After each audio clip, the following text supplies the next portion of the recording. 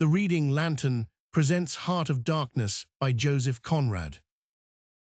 Heart of Darkness by Joseph Conrad. Contents: I the Nelly, a cruising yawl, swung to her anchor without a flutter of the sails, and was at rest. The flood had made, the wind was nearly calm, and being bound down the river, the only thing for it was to come to and wait for the turn of the tide. The sea reach of the Thames stretched before us like the beginning of an interminable waterway. In the offing, the sea and the sky were welded together without a joint, and in the luminous space, the tanned sails of the barges drifting up with the tide seemed to stand still in red clusters of canvas sharply peaked, with gleams of varnished sprits. A haze rested on the low shores that ran out to sea in vanishing flatness. The air was dark above Gravesend, and farther back still seemed condensed into a mournful gloom, brooding motionless over the biggest and the greatest town on earth. The director of companies was our captain and our host. We four affectionately watched his back as he stood in the bows looking to seaward. On the whole river there was nothing that looked half so nautical. He resembled a pilot, which to a seaman is trustworthiness personified. It was difficult to realize his work was not out there in the luminous estuary, but behind him, within the brooding gloom. Between us there was, as I have already said somewhere, the bond of the sea. Besides holding our hearts together through long periods of separation, it had the effect of making us tolerant of each other's yarns and even convictions. The lawyer, the best of old fellows, had, because of his many years and many virtues, the only cushion on deck, and was lying on the only rug. The accountant had brought out already a box of dominoes and was toying architecturally with the bones. Marlow sat cross-legged right aft, leaning against the mizzen-mast. He had sunken cheeks, a yellow complexion, a straight back, an ascetic aspect, and with his arms dropped, the palms of hands outwards, resembled an idol. The director, satisfied the anchor had good hold, made his way aft and sat down amongst us. We exchanged a few words lazily. Afterwards, there was silence on board the yacht. For some reason or other, we did not begin that game of dominoes. We felt meditative and fit for nothing but placid staring. The day was ending in a serenity of still and exquisite brilliance. The water shone pacifically.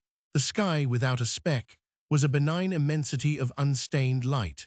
The very mist on the Essex marsh was like a gauzy and radiant fabric, hung from the wooded rises inland and draping the low shores in diaphanous folds. Only the gloom to the west, brooding over the upper reaches, became more somber every minute, as if angered by the approach of the sun. And at last, in its curved and imperceptible fall, the sun sank low, and from glowing white changed to a dull red without rays and without heat, as if about to go out suddenly, stricken to death by the touch of that gloom brooding over a crowd of men.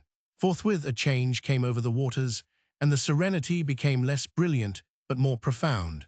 The old river in its broad reach rested unruffled at the decline of day, after ages of good service done to the race that peopled its banks, spread out in the tranquil dignity of a waterway leading to the uttermost ends of the earth. We looked at the venerable stream, not in the vivid flush of a short day that comes and departs forever, but in the august light of abiding memories. And indeed, nothing is easier for a man who has, as the phrase goes, followed the sea with reverence and affection than to evoke the great spirit of the past upon the lower reaches of the Thames. The tidal current runs to and fro in its unceasing service, crowded with memories of men and ships it had borne to the rest of home or to the battles of the sea. It had known and served all the men of whom the nation is proud, from Sir Francis Drake to Sir John Franklin, knights all, titled and untitled, the great knights-errant of the sea. It had borne all the ships whose names are like jewels flashing in the night of time, from the Golden Hind returning with her rotund flanks full of treasure, to be visited by the Queen's Highness and thus pass out of the gigantic tale to the Erebus and Terror, bound on other conquests, and that never returned. It had known the ships and the men. They had sailed from Diptford, from Greenwich, from Erith, the adventurers and the settlers, king's ships and the ships of men on change, captains, admirals, the dark interlopers of the Eastern trade, and the commissioned generals of East India fleets. Hunters for gold or pursuers of fame, they all had gone out on that stream, bearing the sword, and often the torch, messengers of the might within the land, bearers of a spark from the sacred fire. What greatness had not floated on the ebb of that river into the mystery of an unknown earth? The dreams of men, the seed of commonwealths, the germs of empires. The sun set, the dusk fell on the stream, and lights began to appear along the shore. The Chapman Lighthouse, a three-legged thing erect on a mud flat, shone strongly. Lights of ships moved in the fairway, a great stir of lights going up and going down. And farther west on the upper reaches, the place of the monstrous town was still marked ominously on the sky, a brooding gloom in sunshine, a lurid glare under the stars. And this also, said Marlow suddenly, has been one of the dark places of the earth. He was the only man of us who still followed the sea. The worst that could be said of him was that he did not represent his class. He was a seaman, but he was a wanderer too, while most seamen lead, if one may so express it, a sedentary life. Their minds are of the stay-at-home order, and their home is always with them, the ship, and so is their country, the sea. One ship is very much like another, and the sea is always the same. In the immutability of their surroundings, the foreign shores, the foreign faces, the changing immensity of life, glide past, veiled not by a sense of mystery, but by a slightly disdainful ignorance. For there is nothing mysterious to a seaman unless it be the sea itself, which is the mistress of his existence and as inscrutable as destiny. For the rest, after his hours of work, a casual stroll or a casual spree on shore suffices to unfold for him the secret of a whole continent, and generally he finds the secret not worth knowing. The yarns of seamen have a direct simplicity, the whole meaning of which lies within the shell of a cracked nut. But Marlow was not typical, if his propensity to spin yarns be accepted, and to him the meaning of an episode was not inside like a kernel, but outside, enveloping the tale which brought it out only as a glow brings out a haze, in the likeness of one of these misty halos that sometimes are made visible by the spectral illumination of moonshine. His remark did not seem at all surprising. It was just like Marlow. It was accepted in silence. No one took the trouble to grunt even, and presently he said, very slow, "I was thinking of very old times when the Romans first came here 1900 years ago the other day. Light came out of this river since, you say nights? Yes, but it is like a running blaze on a plain, like a flash of lightning in the clouds. We live in the flicker, may it last as long as the old earth keeps rolling. But darkness was here yesterday. Imagine the feelings of a commander of a fine, what do you call trireme in the Mediterranean, ordered suddenly to the north, run overland across the Gauls in a hurry. Put in charge of one of these craft the legionaries, a wonderful lot of handy men they must have been, too, used to build, apparently by the hundred, in a month or two, if we may believe what we read. Imagine him here, the very end of the world, a sea the color of lead, a sky the color of smoke, a kind of ship about as rigid as a concertina, and going up this river with stores or orders or what you like. Sandbanks, marshes, forests, savages, precious little to eat fit for a civilized man, nothing but Thames water to drink. No Falonian wine here, no going ashore. Here and there a military camp lost in a wilderness, like a needle in a bundle of hay, cold, fog, tempests, disease, exile and death, death skulking in the air, in the water, in the bush. They must have been dying like flies here. Oh yes, he did it. Did it very well too, no doubt, and without thinking much about it either, except afterwards to brag of what he had gone through in his time, perhaps. They were men enough to face the darkness. And perhaps he was cheered by keeping his eye on a chance of promotion to the fleet at Ravenna by and by, if he had good friends in Rome and survived the awful climate. Or think of a decent young citizen in a toga, perhaps too much dice, you know, coming out here in the train of some prefect or tax-gatherer or trader even to mend his fortunes. Land in a swamp, march through the woods, and in some inland post feel the savagery, the utter savagery, had closed round him, all that mysterious life of the wilderness that stirs in the forest, in the jungles, in the hearts of wild men. There's no initiation either into such mysteries. He has to live in the midst of the incomprehensible which is also detestable. And it has a fascination, too, that goes to work upon him. The fascination of the abomination, imagine the growing regrets, the longing to escape, the powerless disgust, the surrender, the hate. He paused. Mind, he began again, lifting one arm from the elbow, the palm of the hand outwards, so that, with his legs folded before him, he had the pose of a Buddha preaching in European clothes and without a lotus flower. Mind, none of us would feel exactly like this. What saves us is efficiency, the devotion to efficiency. But these chaps were not much account, really. They were no colonists. Their administration was merely a squeeze, and nothing more, I suspect. They were conquerors, and for that you want only brute force, nothing to boast of when you have it, since your strength is just an accident arising from the weakness of others. They grabbed what they could get for the sake of what was to be got. It was just robbery with violence, aggravated murder on a great scale, and men going at it blind, as is very proper for those who tackle a darkness. The conquest of the earth, which mostly means the taking it away from those who have a different complexion or slightly flatter noses than ourselves, is not a pretty thing when you look into it too much. What redeems it is the idea only. An idea at the back of it, not a sentimental pretense but an idea, and an unselfish belief in the idea, something you can set up and bow down before and offer a sacrifice to. He broke off. Flames glided in the river, small green flames, red flames, white flames, pursuing, overtaking, joining, crossing each other, then separating slowly or hastily. The traffic of the great city went on in the deepening night upon the sleepless river. We looked on, waiting patiently. There was nothing else to do till the end of the flood, but it was only after a long silence when he said, in a hesitating voice, "I suppose you fellows remember I did once turn freshwater sailor for a bit, that we knew we were fated, before the ebb began to run, to hear about one of Marlow's inconclusive experiences.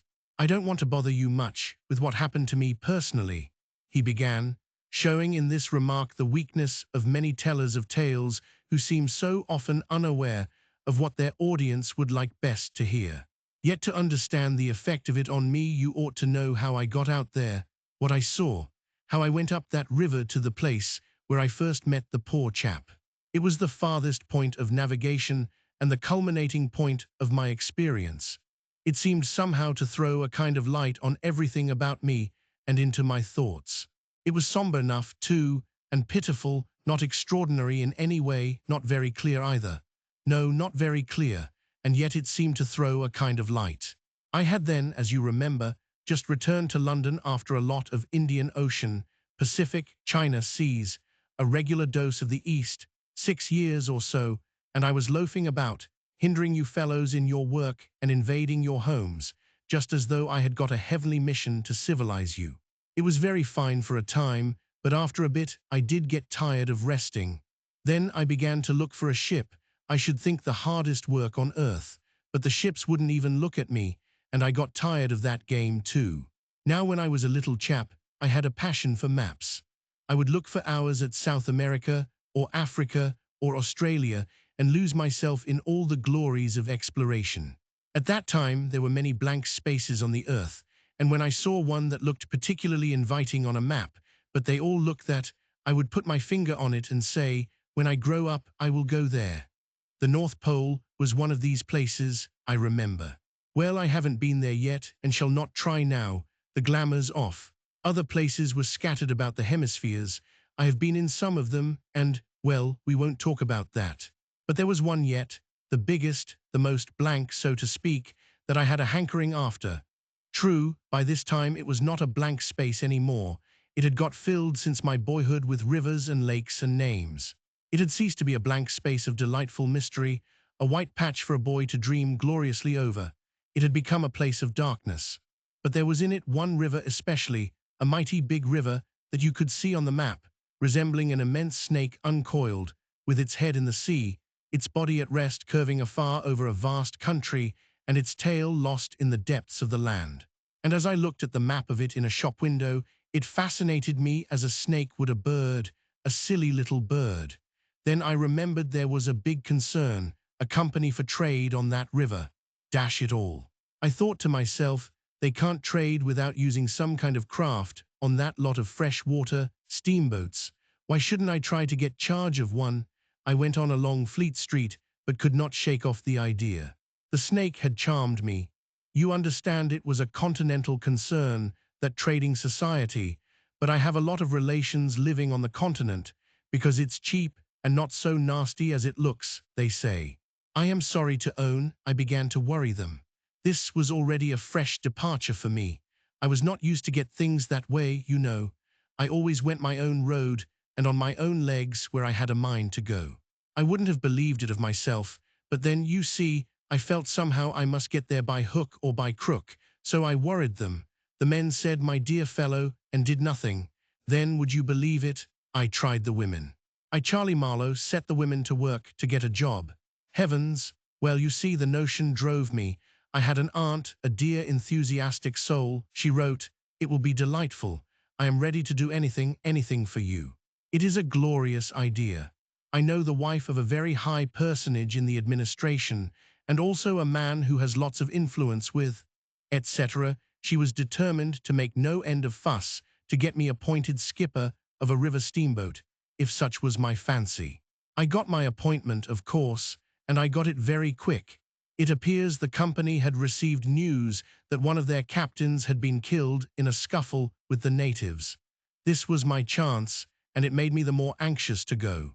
It was only months and months afterwards, when I made the attempt to recover what was left of the body, that I heard the original quarrel arose from a misunderstanding about some hens. Yes, 2 black hens. Fresleven, that was the fellow's name, a Dane, thought himself wronged somehow in the bargain, so he went ashore and started to hammer the chief of the village with a stick. Oh, it didn't surprise me in the least to hear this, and at the same time to be told that Fresleven was the gentlest, quietest creature that ever walked on 2 legs. No doubt he was, but he had been a couple of years already out there engaged in the noble cause, you know, and he probably felt the need at last of asserting his self-respect in some way. Therefore he whacked the old nigger mercilessly, while a big crowd of his people watched him, thunderstruck, till some man, I was told the chief's son, in desperation at hearing the old chap yell, made a tentative jab with a spear at the white man, and of course it went quite easy between the shoulder blades. Then the whole population cleared into the forest, expecting all kinds of calamities to happen, while, on the other hand, the steamer Fresleven commanded left also in a bad panic, in charge of the engineer, I believe. Afterwards nobody seemed to trouble much about Fresleven's remains, till I got out and stepped into his shoes. I couldn't let it rest, though, but when an opportunity offered at last to meet my predecessor, the grass growing through his ribs was tall enough to hide his bones. They were all there. The supernatural being had not been touched after he fell, and the village was deserted, the huts gaped black, rotting, all askew within the fallen enclosures. A calamity had come to it, sure enough. The people had vanished. Mad terror had scattered them, men, women, and children, through the bush, and they had never returned. What became of the hens, I don't know either. I should think the cause of progress got them anyhow. However, through this glorious affair, I got my appointment, before I had fairly begun to hope for it. I flew around like mad to get ready, and before 48 hours, I was crossing the channel to show myself to my employers and sign the contract. In a very few hours, I arrived in a city that always makes me think of a whited sepulchre. Prejudice, no doubt. I had no difficulty in finding the company's offices. It was the biggest thing in the town, and everybody I met was full of it. They were going to run an oversea empire and make no end of coin by trade. A narrow and deserted street in deep shadow, high houses, innumerable windows with Venetian blinds, a dead silence, grass sprouting between the stones, imposing carriage archways right and left, immense double doors standing ponderously ajar. I slipped through one of these cracks, went up a swept and ungarnished staircase, as arid as a desert, and opened the first door I came to. 2 women, one fat and the other slim, sat on straw-bottomed chairs, knitting black wool. The slim one got up and walked straight at me, still knitting with downcast eyes, and only just as I began to think of getting out of her way, as you would for a somnambulist, stood still and looked up. Her dress was as plain as an umbrella cover, and she turned round without a word and preceded me into a waiting room. I gave my name and looked about. Deal table in the middle, plain chairs all round the walls. On one end a large shining map, marked with all the colours of a rainbow. There was a vast amount of red, good to see at any time, because one knows that some real work is done in there. A deuce of a lot of blue, a little green, smears of orange, and on the east coast a purple patch, to show where the jolly pioneers of progress drink the jolly lager beer. However, I wasn't going into any of these. I was going into the yellow, dead in the center, and the river was there, fascinating, deadly like a snake. Or a door opened, a white-haired secretarial head, but wearing a compassionate expression, appeared, and a skinny forefinger beckoned me into the sanctuary. Its light was dim, and a heavy writing desk squatted in the middle. From behind that structure came out an impression of pale plumpness in a frock coat. The great man himself. He was 5 feet 6, I should judge, and had his grip on the handle end of ever so many millions. He shook hands, I fancy, murmured vaguely, was satisfied with my French. Bon voyage. In about 45 seconds, I found myself again in the waiting room with the compassionate secretary, who, full of desolation and sympathy, made me sign some document. I believe I undertook, amongst other things, not to disclose any trade secrets. Well, I am not going to. I began to feel slightly uneasy. You know, I am not used to such ceremonies, and there was something ominous in the atmosphere. It was just as though I had been let into some conspiracy, I don't know, something not quite right, and I was glad to get out. In the outer room, the two women knitted black wool feverishly. People were arriving, and the younger one was walking back and forth, introducing them. The old one sat on her chair. Her flat cloth slippers were propped up on a foot warmer, and a cat reposed on her lap. She wore a starched white affair on her head, had a wart on one cheek, and silver-rimmed spectacles hung on the tip of her nose. She glanced at me above the glasses. The swift and indifferent placidity of that look troubled me. Two youths with foolish and cheery countenances were being piloted over, and she threw at them the same quick glance of unconcerned wisdom. She seemed to know all about them, and about me too. An eerie feeling came over me. She seemed uncanny and fateful. Often far away there I thought of these two, guarding the door of darkness, knitting black wool as for a warm pall, one introducing continuously to the unknown, the other scrutinizing the cheery and foolish faces with unconcerned old eyes. Ave, old knitter of black wool, Moritri T. salutant. Not many of those she looked at ever saw her again, not half, by a long way. There was yet a visit to the doctor. A simple formality, assured me the secretary, with an air of taking an immense part in all my sorrows. Accordingly, a young chap wearing his hat over the left eyebrow, some clerk I suppose, there must have been clerks in the business, though the house was as still as a house in a city of the dead, came from somewhere upstairs and led me forth. He was shabby and careless, with ink stains on the sleeves of his jacket, and his cravat was large and billowy, under a chin shaped like the toe of an old boot. It was a little too early for the doctor, so I proposed a drink, and thereupon he developed a vein of joviality. As we sat over our vermouths, he glorified the company's business, and by I expressed casually my surprise at him not going out there. He became very cool and collected all at once. "I am not such a fool as I look," quoth Plato to his disciples, he said sententiously, emptied his glass with great resolution, and we rose. The old doctor felt my pulse, evidently thinking of something else the while.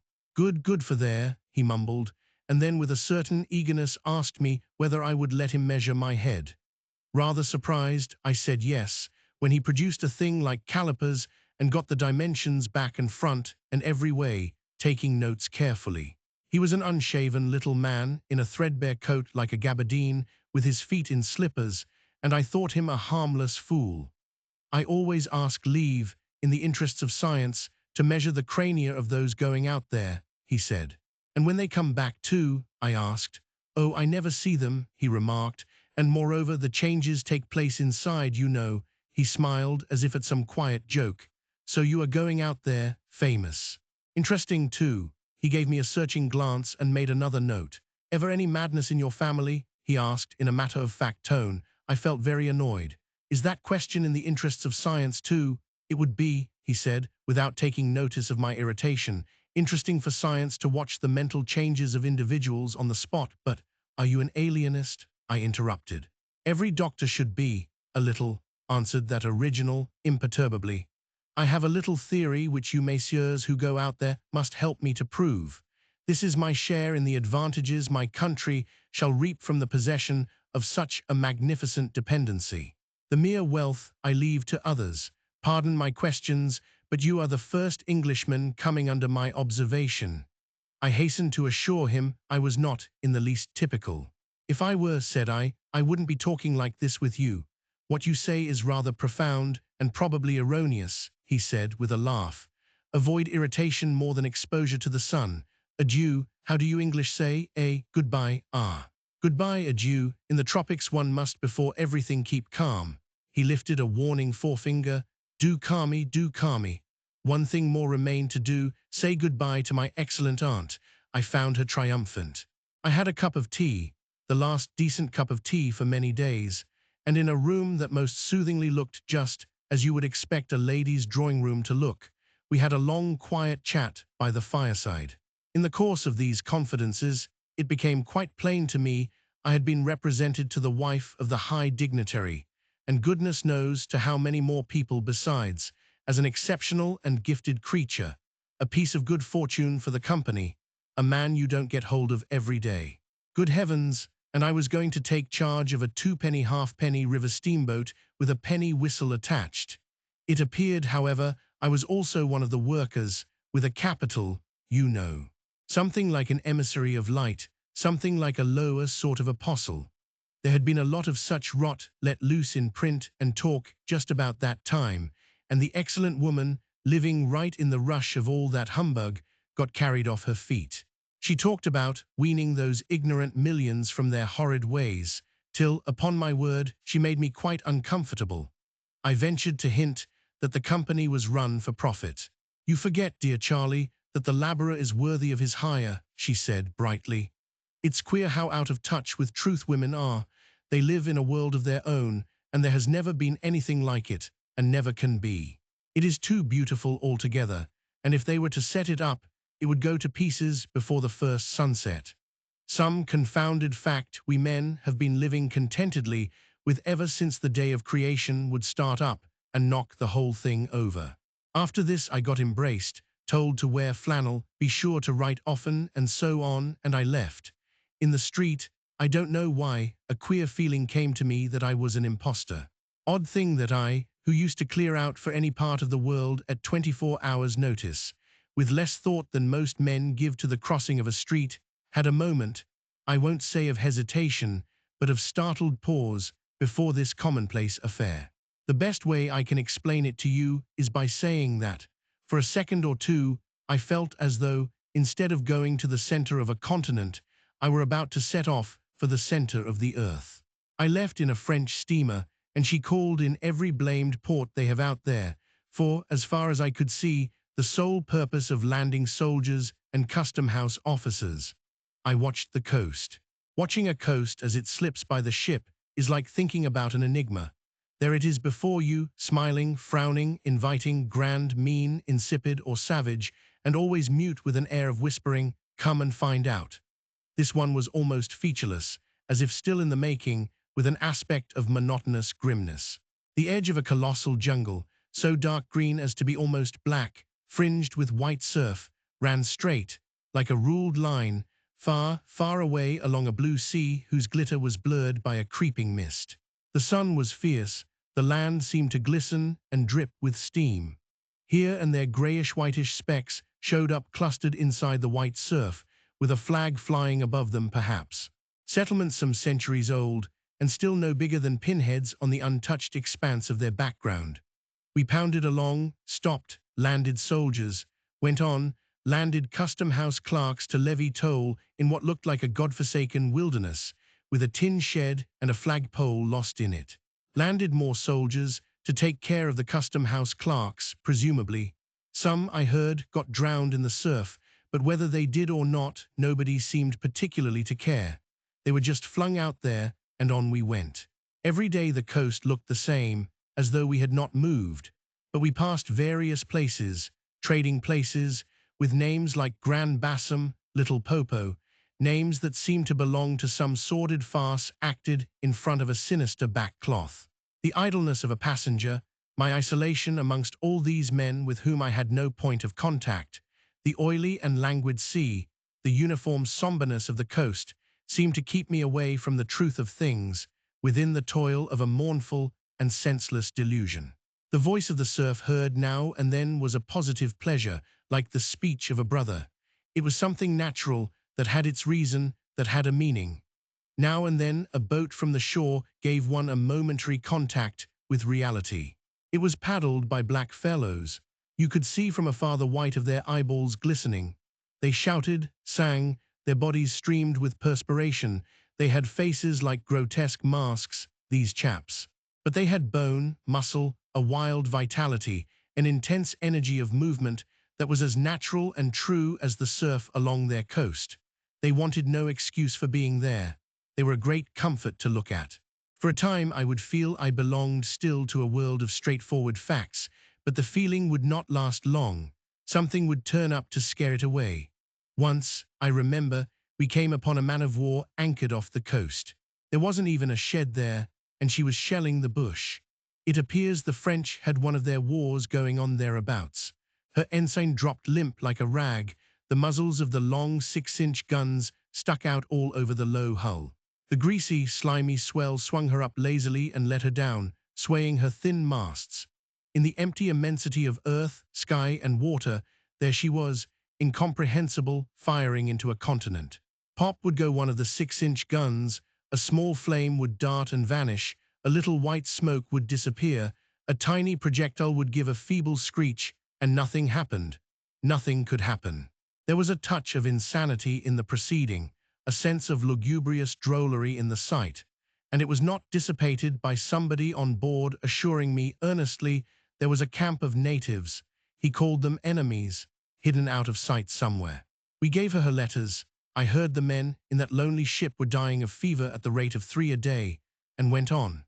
We called at some more places with farcical names, where the merry dance of death and trade goes on in a still and earthy atmosphere as of an overheated catacomb.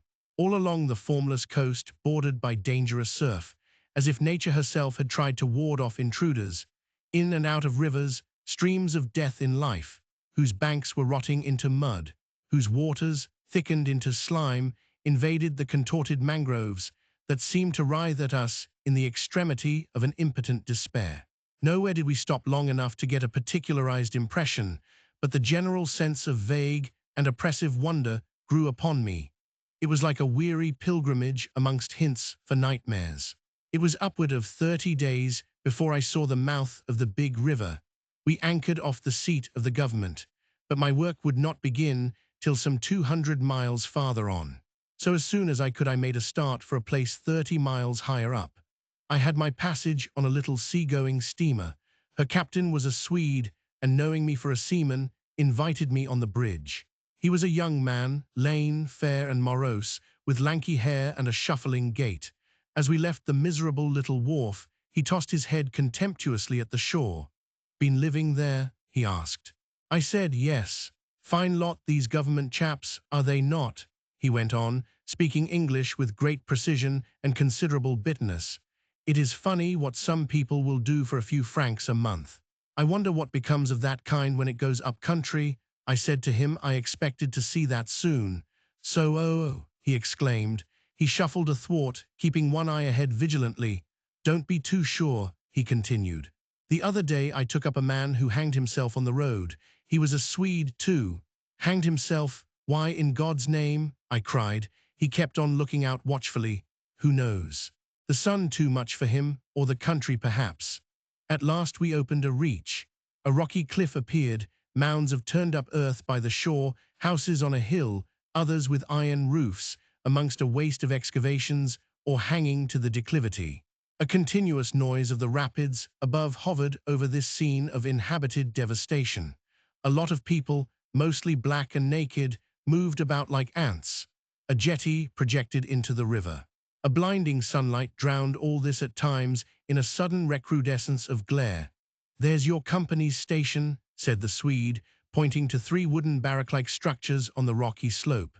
"I will send your things up. 4 boxes, did you say? So farewell." I came upon a boiler wallowing in the grass, then found a path leading up the hill. It turned aside for the boulders, and also for an undersized railway truck lying there on its back with its wheels in the air. One was off. The thing looked as dead as the carcass of some animal. I came upon more pieces of decaying machinery, a stack of rusty rails. To the left, a clump of trees made a shady spot where dark things seemed to stir feebly. I blinked, the path was steep. A horn tooted to the right, and I saw the black people run. A heavy and dull detonation shook the ground, a puff of smoke came out of the cliff, and that was all. No change appeared on the face of the rock. They were building a railway. The cliff was not in the way or anything, but this objectless blasting was all the work going on. A slight clinking behind me made me turn my head. 6 black men advanced in a file, toiling up the path. They walked erect and slow, balancing small baskets full of earth on their heads, and the clink kept time with their footsteps. Black rags were wound round their loins, and the short ends behind waggled to and fro like tails. I could see every rib. The joints of their limbs were like knots in a rope. Each had an iron collar on his neck, and all were connected together with a chain whose bites swung between them, rhythmically clinking. Another report from the cliff made me think suddenly of that ship of war I had seen firing into a continent. It was the same kind of ominous voice, but these men could by no stretch of imagination be called enemies. They were called criminals, and the outraged law, like the bursting shells, had come to them, an insoluble mystery from the sea. All their meager breasts panted together, the violently dilated nostrils quivered, the eyes stared stonily uphill. They passed me within 6 inches, without a glance, with that complete, death-like indifference of unhappy savages. Behind this raw matter one of the reclaimed, the product of the new forces at work, strolled despondently, carrying a rifle by its middle. He had a uniform jacket with one button off, and seeing a white man on the path, hoisted his weapon to his shoulder with alacrity. This was simple prudence, white men being so much alike at a distance that he could not tell who I might be. He was speedily reassured, and with a large, white, rascally grin and a glance at his charge, seemed to take me into partnership in his exalted trust. After all, I also was a part of the great cause of these high and just proceedings. Instead of going up, I turned and descended to the left. My idea was to let that chain gang get out of sight before I climbed the hill.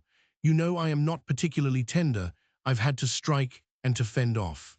I've had to resist and to attack sometimes.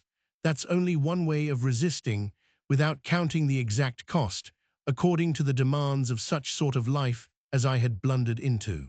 I've seen the devil of violence, and the devil of greed, and the devil of hot desire, but by all the stars, these were strong, lusty, red-eyed devils that swayed and drove men, I tell you.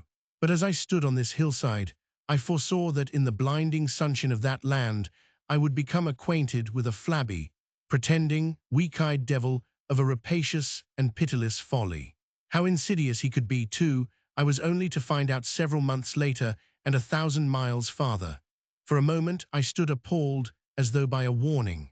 Finally I descended the hill, obliquely, towards the trees I had seen. I avoided a vast artificial hole somebody had been digging on the slope, the purpose of which I found it impossible to divine. It wasn't a quarry or a sandpit anyhow. It was just a hole. It might have been connected with the philanthropic desire of giving the criminals something to do. I don't know. Then I nearly fell into a very narrow ravine, almost no more than a scar in the hillside. I discovered that a lot of imported drainage pipes for the settlement had been tumbled in there. There wasn't one that was not broken. It was a wanton smash-up. At last I got under the trees. My purpose was to stroll into the shade for a moment. But no sooner within than it seemed to me I had stepped into the gloomy circle of some inferno. The rapids were near, and an uninterrupted, uniform, headlong, rushing noise filled the mournful stillness of the grove, where not a breath stirred, not a leaf moved, with a mysterious sound, as though the tearing pace of the launched earth had suddenly become audible. Black shapes crouched, sat between the trees leaning against the trunks, clinging to the earth, half coming out, half effaced within the dim light, in all the attitudes of pain, abandonment, and despair. Another mine on the cliff went off, followed by a slight shudder of the soil under my feet. The work was going on, the work, and this was the place where some of the helpers had withdrawn to die. They were dying slowly, it was very clear. They were not enemies, they were not criminals, they were nothing earthly now, nothing but black shadows of disease and starvation, lying confusedly in the greenish gloom. Brought from all the recesses of the coast, in all the legality of time contracts, lost in uncongenial surroundings, fed on unfamiliar food, they sickened, became inefficient, and were then allowed to crawl away and rest. These moribund shapes were free as air and nearly as thin. I began to distinguish the gleam of the eyes under the trees. Then, glancing down, I saw a face near my hand. The black bones reclined at full length with one shoulder against the tree, and slowly the eyelids rose and the sunken eyes looked up at me, enormous and vacant, a kind of blind, white flicker in the depths of the orbs, which died out slowly. The man seemed young, almost a boy, but with them it's hard to tell. I found nothing else to do but to offer him one of my good Swede's ship's biscuits I had in my pocket. The fingers closed slowly on it and held. There was no other movement and no other glance. He had tied a bit of white worsted round his neck. Why? Where did he get it? Was it a badge, an ornament, a charm, a propitiatory act? Was there any idea at all connected with it? It looked startling round his black neck, this bit of white thread from beyond the seas. Near the same tree, two more bundles of acute angles sat with their legs drawn up. One, with his chin propped on his knees, stared at nothing in an intolerable and appalling manner. His brother phantom rested its forehead as if overcome with a great weariness, and all about others were scattered in every pose of contorted collapse, as in some picture of a massacre or a pestilence. While I stood horror-struck, one of these creatures rose to his hands and knees and went off on all fours towards the river to drink. He lapped out of his hand, then sat up in the sunlight, crossing his shins in front of him, and after a time let his woolly head fall on his breastbone. I didn't want any more loitering in the shade, and I made haste towards the station. When near the buildings, I met a white man in such an unexpected elegance of get-up that in the first moment I took him for a sort of vision. I saw a high starched collar, white cuffs, a light alpaca jacket, snowy trousers, a clean necktie and varnished boots.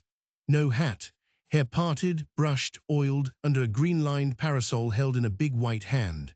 He was amazing and had a penholder behind his ear. I shook hands with this miracle, and I learned he was the company's chief accountant and that all the bookkeeping was done at this station. He had come out for a moment, he said, to get a breath of fresh air. The expression sounded wonderfully odd, with its suggestion of sedentary desk life. I wouldn't have mentioned the fellow to you at all, only it was from his lips that I first heard the name of the man who is so indissolubly connected with the memories of that time. Moreover, I respected the fellow. Yes, I respected his collars, his vast cuffs, his brushed hair. His appearance was certainly that of a hairdresser's dummy, but in the great demoralization of the land, he kept up his appearance. That's backbone. His starched collars and got-up shirt fronts were achievements of character. He had been out nearly 3 years, and later, I could not help asking him how he managed to sport such linen. He had just the faintest blush, and said modestly, "I've been teaching one of the native women about the station. It was difficult. She had a distaste for the work." Thus this man had verily accomplished something. And he was devoted to his books, which were in apple pie order. Everything else in the station was in a muddle: heads, things, buildings. Strings of dusty niggers with splay feet arrived and departed. A stream of manufactured goods, rubbishy cottons, beads, and brass wire sent into the depths of darkness, and in return came a precious trickle of ivory. I had to wait in the station for 10 days, an eternity. I lived in a hut in the yard, but to be out of the chaos, I would sometimes get into the accountant's office.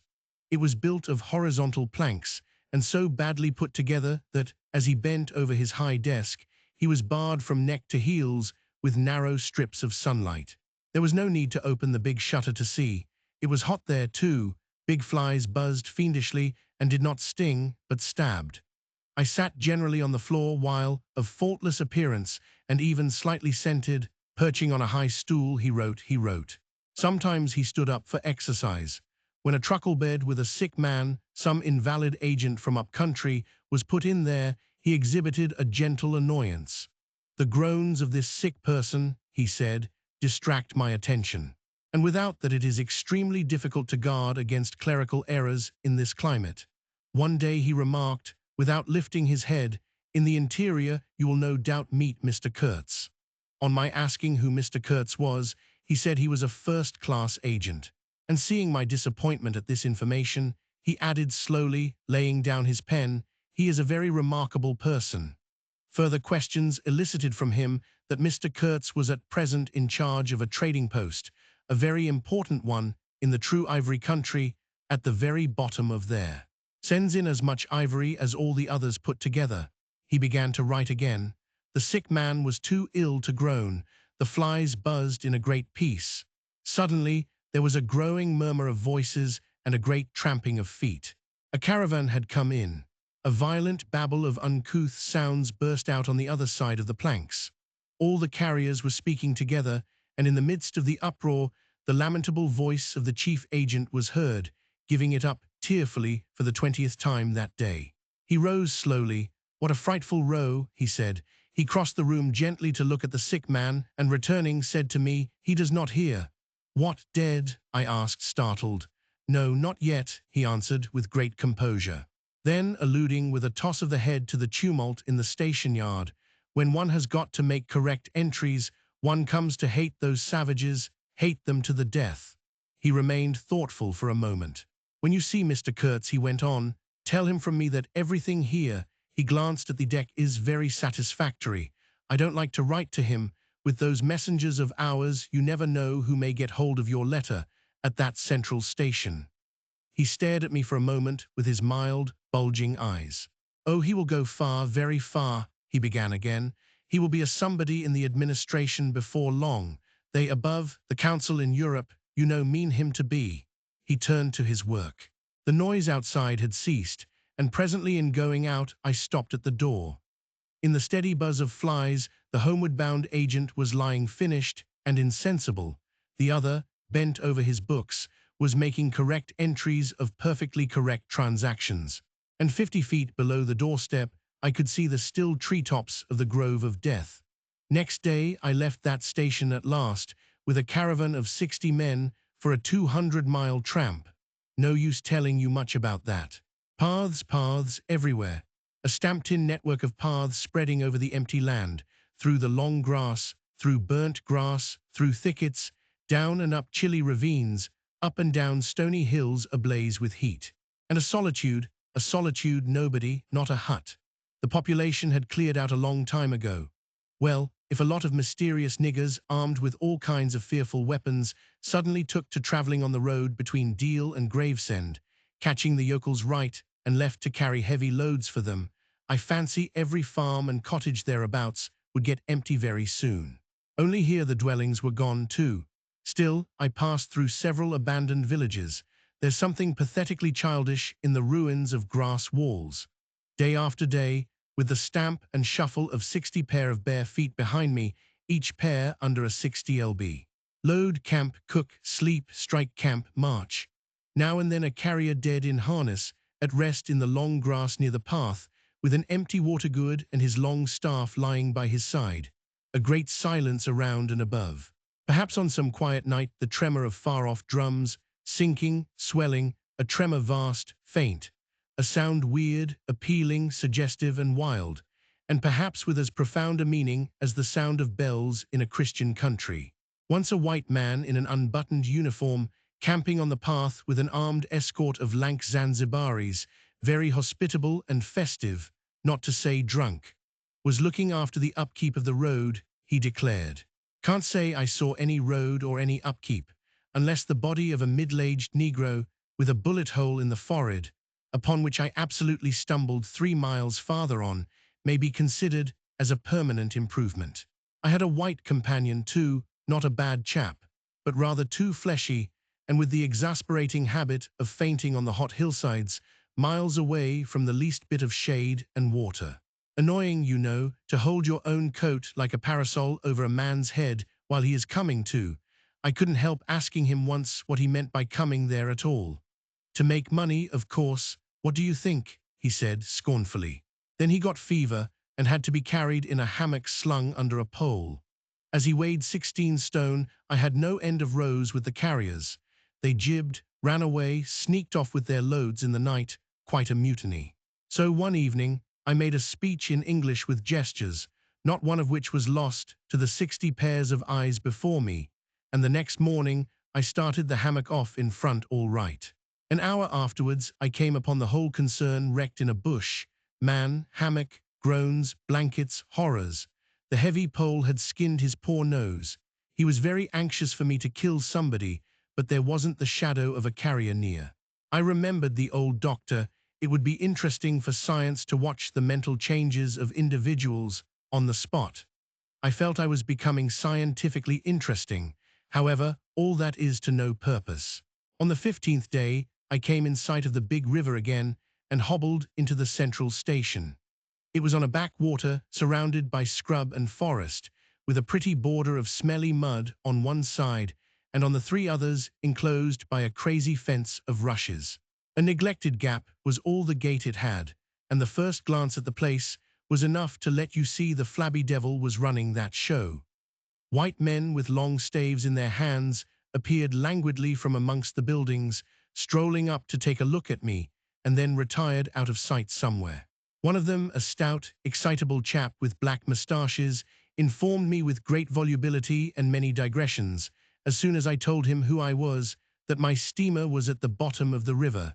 I was thunderstruck. What, how, why? Oh, it was all right. The manager himself was there, all quite correct. Everybody had behaved splendidly, splendidly. You must, he said in agitation, go and see the general manager at once. He is waiting. I did not see the real significance of that wreck at once. I fancy I see it now, but I am not sure, not at all. Certainly the affair was too stupid, when I think of it, to be altogether natural, still. But at the moment, it presented itself simply as a confounded nuisance. The steamer was sunk. They had started 2 days before in a sudden hurry up the river, with the manager on board, in charge of some volunteer skipper, and before they had been out 3 hours they tore the bottom out of her on stones, and she sank near the south bank. I asked myself what I was to do there, now my boat was lost. As a matter of fact, I had plenty to do in fishing my command out of the river. I had to set about it the very next day. That and the repairs when I brought the pieces to the station took some months. My first interview with the manager was curious. He did not ask me to sit down after my 20-mile walk that morning. He was commonplace in complexion, in features, in manners, and in voice. He was of middle size and of ordinary build. His eyes, of the usual blue, were perhaps remarkably cold, and he certainly could make his glance fall on one as trenchant and heavy as an axe. But even at these times, the rest of his person seemed to disclaim the intention. Otherwise, there was only an indefinable, faint expression of his lips, something stealthy, a smile, not a smile. I remember it, but I can't explain. It was unconscious. This smile was, though just after he had said something it got intensified for an instant.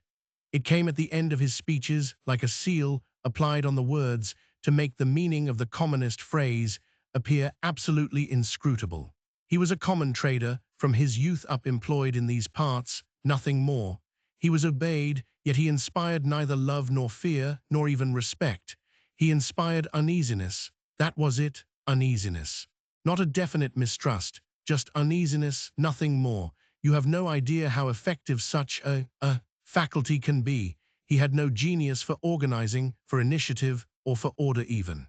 That was evident in such things as the deplorable state of the station. He had no learning and no intelligence. His position had come to him. Why? Perhaps because he was never ill. He had served 3 terms of 3 years out there. Because triumphant health in the general rout of constitutions is a kind of power in itself. When he went home on leave, he rioted on a large scale, pompously. Jack ashore, with a difference, in externals only. This one could gather from his casual talk. He originated nothing, he could keep the routine going, that's all. But he was great. He was great by this little thing that it was impossible to tell what could control such a man. He never gave that secret away. Perhaps there was nothing within him. Such a suspicion made one pause, for out there were no external checks. Once when various tropical diseases had laid low almost every agent in the station, he was heard to say, "Men who come out here should have no entrails." He sealed the utterance with that smile of his, as though it had been a door opening into a darkness he had in his keeping. You fancied you had seen things, but the seal was on. When annoyed at mealtimes by the constant quarrels of the white men about precedence, he ordered an immense round table to be made, for which a special house had to be built. This was the station's mess room. Where he sat was the first place, the rest were nowhere. One felt this to be his unalterable conviction. He was neither civil nor uncivil. He was quiet. He allowed his boy, an overworked young Negro from the coast, to treat the white men, under his very eyes, with provoking insolence. He began to speak as soon as he saw me. I had been very long on the road. He could not wait. Had to start without me. The upriver stations had to be relieved. There had been so many delays already that he did not know who was dead and who was alive, and how they got on, and so on, and so on. He paid no attention to my explanations, and playing with a stick of sealing wax, repeated several times that the situation was very grave, very grave. There were rumors that a very important station was in jeopardy, and its chief, Mr. Kurtz, was ill. Hoped it was not true. Mr. Kurtz was. I felt weary and irritable. Hang Kurtz, I thought. I interrupted him by saying I had heard of Mr. Kurtz on the coast. "Ah, so they talk of him down there," he murmured to himself. Then he began again, assuring me Mr. Kurtz was the best agent he had, an exceptional man of the greatest importance to the company. Therefore, I could understand his anxiety. He was, he said, very, very uneasy. Certainly he fidgeted on his chair a good deal, exclaimed, "Ah, Mr. Kurtz," broke the stick of sealing wax, and seemed dumbfounded by the accident. Next thing he wanted to know how long it would take to. I interrupted him again. Being hungry, you know, and kept on my feet too, I was getting savage. "How can I tell?" I said. "I haven't even seen the wreck yet. Some months, no doubt." All this talk seemed to me so futile. "Some months," he said. "Well, let us say 3 months before we can make a start." "Yes. That ought to do the affair." I flung out of his hut. He lived all alone in a clay hut with a sort of veranda, muttering to myself my opinion of him. He was a chattering idiot. Afterwards I took it back, when it was borne in upon me startlingly with what extreme nicety he had estimated the time requisite for the affair. I went to work the next day, turning, so to speak, my back on that station. In that way only, it seemed to me, I could keep my hold on the redeeming facts of life. Still, one must look about sometimes, and then I saw this station, these men strolling aimlessly about in the sunshine of the yard. I asked myself sometimes what it all meant. They wandered here and there with their absurd long staves in their hands, like a lot of faithless pilgrims bewitched inside a rotten fence. The word ivory rang in the air, was whispered, was sighed. You would think they were praying to it. A taint of imbecile rapacity blew through it all, like a whiff from some corpse. By Jove, I've never seen anything so unreal in my life. And outside, the silent wilderness surrounding this cleared speck on the earth struck me as something great and invincible, like evil or truth, waiting patiently for the passing away of this fantastic invasion. Oh, these months! Well, never mind. Various things happened. One evening, a grass shed full of calico, cotton prints, beads, and I don't know what else, burst into a blaze so suddenly that you would have thought the earth had opened to let an avenging fire consume all that trash.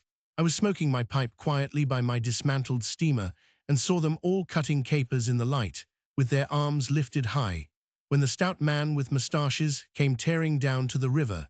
A tin pail in his hand assured me that everybody was behaving splendidly, splendidly, dipped about a quart of water and tore back again.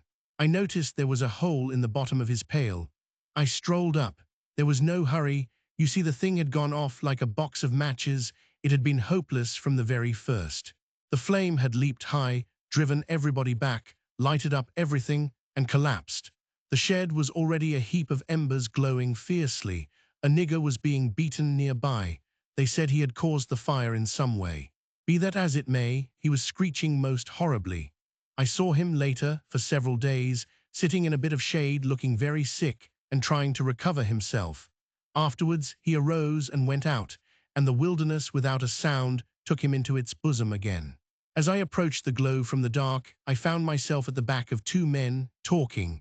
I heard the name of Kurtz pronounced, then the words, "Take advantage of this unfortunate accident." One of the men was the manager. I wished him a good evening. "Did you ever see anything like it? It is incredible," he said, and walked off. The other man remained. He was a first-class agent, young, gentlemanly, a bit reserved, with a forked little beard and a hooked nose. He was standoffish with the other agents, and they on their side said he was the manager's spy upon them.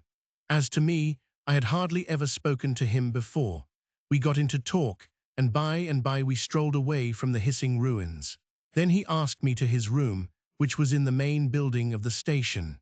He struck a match, and I perceived that this young aristocrat had not only a silver-mounted dressing case, but also a whole candle all to himself. Just at that time, the manager was the only man supposed to have any right to candles. Native mats covered the clay walls. A collection of spears, assegais, shields, knives was hung up in trophies. The business entrusted to this fellow was the making of bricks, so I had been informed, but there wasn't a fragment of a brick anywhere in the station, and he had been there more than a year, waiting. It seems he could not make bricks without something, I don't know what, straw maybe. Anyway, it could not be found there, and as it was not likely to be sent from Europe, it did not appear clear to me what he was waiting for. An act of special creation, perhaps. However, they were all waiting, all the 16 or 20 pilgrims of them, for something, and upon my word, it did not seem an uncongenial occupation from the way they took it, though the only thing that ever came to them was disease, as far as I could see. They beguiled the time by backbiting and intriguing against each other in a foolish kind of way. There was an air of plotting about that station, but nothing came of it, of course. It was as unreal as everything else, as the philanthropic pretense of the whole concern, as their talk, as their government, as their show of work. The only real feeling was a desire to get appointed to a trading post where ivory was to be had, so that they could earn percentages. They intrigued and slandered and hated each other only on that account, but as to effectually lifting a little finger, oh no. By heavens, there is something after all in the world allowing one man to steal a horse while another must not look at a halter. Steal a horse straight out, very well, he has done it, perhaps he can ride. But there is a way of looking at a halter that would provoke the most charitable of saints into a kick. I had no idea why he wanted to be sociable, but as we chatted in there, it suddenly occurred to me the fellow was trying to get at something, in fact, pumping me. He alluded constantly to Europe, to the people I was supposed to know there, putting leading questions as to my acquaintances in the sepulchral city, and so on. His little eyes glittered like mica discs with curiosity, though he tried to keep up a bit of superciliousness. At first I was astonished, but very soon I became awfully curious to see what he would find out from me. I couldn't possibly imagine what I had in me to make it worth his while. It was very pretty to see how he baffled himself, for in truth my body was full only of chills, and my head had nothing in it but that wretched steamboat business. It was evident he took me for a perfectly shameless prevaricator. At last he got angry, and to conceal a movement of furious annoyance, he yawned. I rose. Then I noticed a small sketch in oils, on a panel, representing a woman, draped and blindfolded, carrying a lighted torch. The background was somber, almost black. The movement of the woman was stately, and the effect of the torchlight on the face was sinister. It arrested me, and he stood by civilly, holding an empty half-pint champagne bottle, medical comforts, with the candle stuck in it. To my question, he said Mr. Kurtz had painted this, in this very station more than a year ago, while waiting for means to go to his trading post. Tell me, pray, said I, who is this Mr. Kurtz? The chief of the inner station, he answered in a short tone, looking away. Much obliged, I said, laughing, and you are the brickmaker of the central station. Everyone knows that. He was silent for a while. He is a prodigy, he said at last. He is an emissary of pity and science and progress, and devil knows what else. We want, he began to declaim suddenly, for the guidance of the cause entrusted to us by Europe, so to speak, higher intelligence, wide sympathies, a singleness of purpose. Who says that? I asked. Lots of them, he replied. Some even write that, and so he comes here, a special being, as you ought to know. Why ought I to know? I interrupted, really surprised. He paid no attention. Yes, today he is chief of the best station, next year he will be assistant manager, 2 years more and. But I dare say you know what he will be in 2 years' time. You are of the new gang, the gang of virtue. The same people who sent him specially also recommended you. Oh, don't say no, I've my own eyes to trust. Light dawned upon me. My dear aunt's influential acquaintances were producing an unexpected effect upon that young man. I nearly burst into a laugh. Do you read the company's confidential correspondence? I asked. He hadn't a word to say. It was great fun. When Mr. Kurtz, I continued severely, is general manager, you won't have the opportunity. He blew the candle out suddenly, and we went outside. The moon had risen. Black figures strolled about listlessly, pouring water on the glow, whence proceeded a sound of hissing. Steam ascended in the moonlight. The beaten nigger groaned somewhere. What a row the brute makes, said the indefatigable man with the moustaches, appearing near us. Serve him right. Transgression, punishment, bang, pitiless, pitiless, that's the only way. This will prevent all conflagrations for the future. I was just telling the manager. He noticed my companion and became crestfallen all at once. Not in bed yet, he said, with a kind of servile heartiness. It's so natural, hard danger, agitation. He vanished. I went on to the riverside, and the other followed me. I heard a scathing murmur at my ear. Heap of muffs go too. The pilgrims could be seen in knots gesticulating, discussing. Several had still their staves in their hands. I verily believe they took these sticks to bed with them. Beyond the fence the forest stood up spectrally in the moonlight, and through that dim stir, through the faint sounds of that lamentable courtyard, the silence of the land went home to one's very heart, its mystery, its greatness, the amazing reality of its concealed life. The hurt nigger moaned feebly somewhere nearby, and then fetched a deep sigh that made me mend my pace away from there. I felt a hand introducing itself under my arm. "My dear sir," said the fellow, "I don't want to be misunderstood, and especially by you, who will see Mr. Kurtz long before I can have that pleasure. I wouldn't like him to get a false idea of my disposition." I let him run on, this papier-mâché Mephistopheles, and it seemed to me that if I tried, I could poke my forefinger through him and would find nothing inside but a little loose dirt, maybe. He, don't you see, had been planning to be assistant manager by and by under the present man, and I could see that the coming of that Kurtz had upset them both not a little. He talked precipitately, and I did not try to stop him. I had my shoulders against the wreck of my steamer, hauled up on the slope like a carcass of some big river animal. The smell of mud, of primeval mud, by Jove, was in my nostrils. The high stillness of primeval forest was before my eyes. There were shiny patches on the Black Creek. The moon had spread over everything a thin layer of silver, over the rank grass, over the mud, upon the wall of matted vegetation standing higher than the wall of a temple.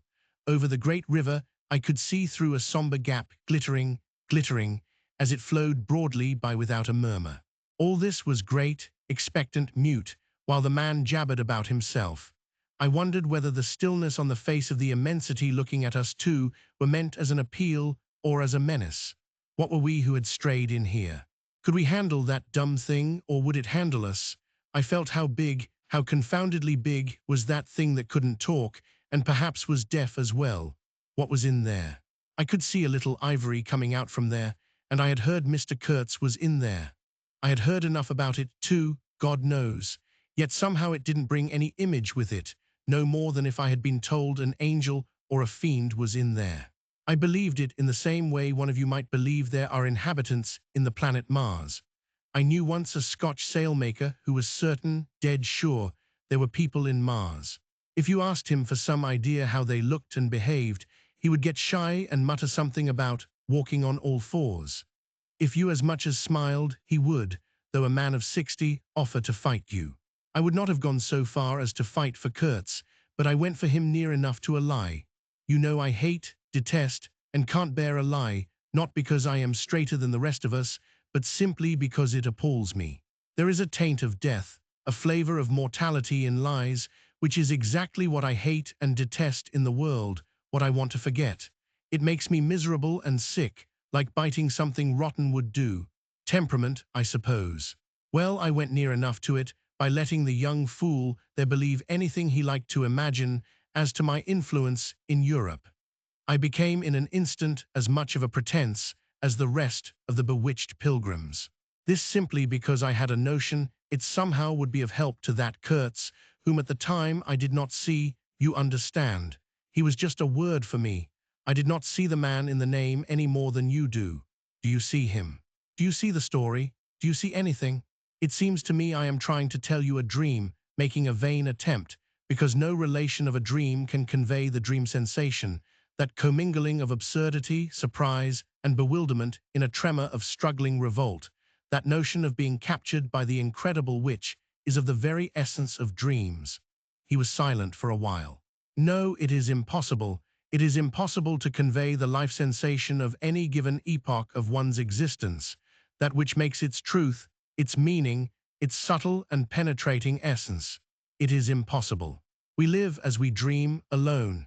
He paused again, as if reflecting, then added, "Of course in this you fellows see more than I could then. You see me, whom you know." It had become so pitch dark that we listeners could hardly see one another. For a long time already he, sitting apart, had been no more to us than a voice. There was not a word from anybody. The others might have been asleep, but I was awake. I listened on the watch for the sentence, for the word that would give me the clue to the faint uneasiness inspired by this narrative that seemed to shape itself without human lips in the heavy night air of the river. Yes, I let him run on, Marlow began again, and think what he pleased about the powers that were behind me. I did, and there was nothing behind me. There was nothing but that wretched, old, mangled steamboat I was leaning against, while he talked fluently about the necessity for every man to get on. And when one comes out here, you conceive, it is not to gaze at the moon. Mr. Kurtz was a universal genius, but even a genius would find it easier to work with adequate tools, intelligent men. He did not make bricks. Why, there was a physical impossibility in the way, as I was well aware, and if he did secretarial work for the manager, it was because no sensible man rejects wantonly the confidence of his superiors. Did I see it? I saw it. What more did I want? What I really wanted was rivets, by heaven, rivets, to get on with the work to stop the hole. Rivets I wanted. There were cases of them down at the coast, cases piled up, burst, split. You kicked a loose rivet at every second step in that station yard on the hillside. Rivets had rolled into the grove of death. You could fill your pockets with rivets for the trouble of stooping down, and there wasn't one rivet to be found where it was wanted. We had plates that would do, but nothing to fasten them with. And every week the messenger, a long Negro, letter bag on shoulder and staff in hand, left our station for the coast. And several times a week a coast caravan came in with trade goods, ghastly glazed calico that made you shudder only to look at it, glass beads value about a penny a quart, confounded spotted cotton handkerchiefs, and no rivets. 3 carriers could have brought all that was wanted to set that steamboat afloat. He was becoming confidential now, but I fancy my unresponsive attitude must have exasperated him at last, for he judged it necessary to inform me he feared neither God nor devil, let alone any mere man. I said I could see that very well, but what I wanted was a certain quantity of rivets, and rivets were what really Mr. Kurtz wanted if he had only known it. Now letters went to the coast every week. "My dear sir," he cried, "I write from dictation." I demanded rivets. There was a way for an intelligent man.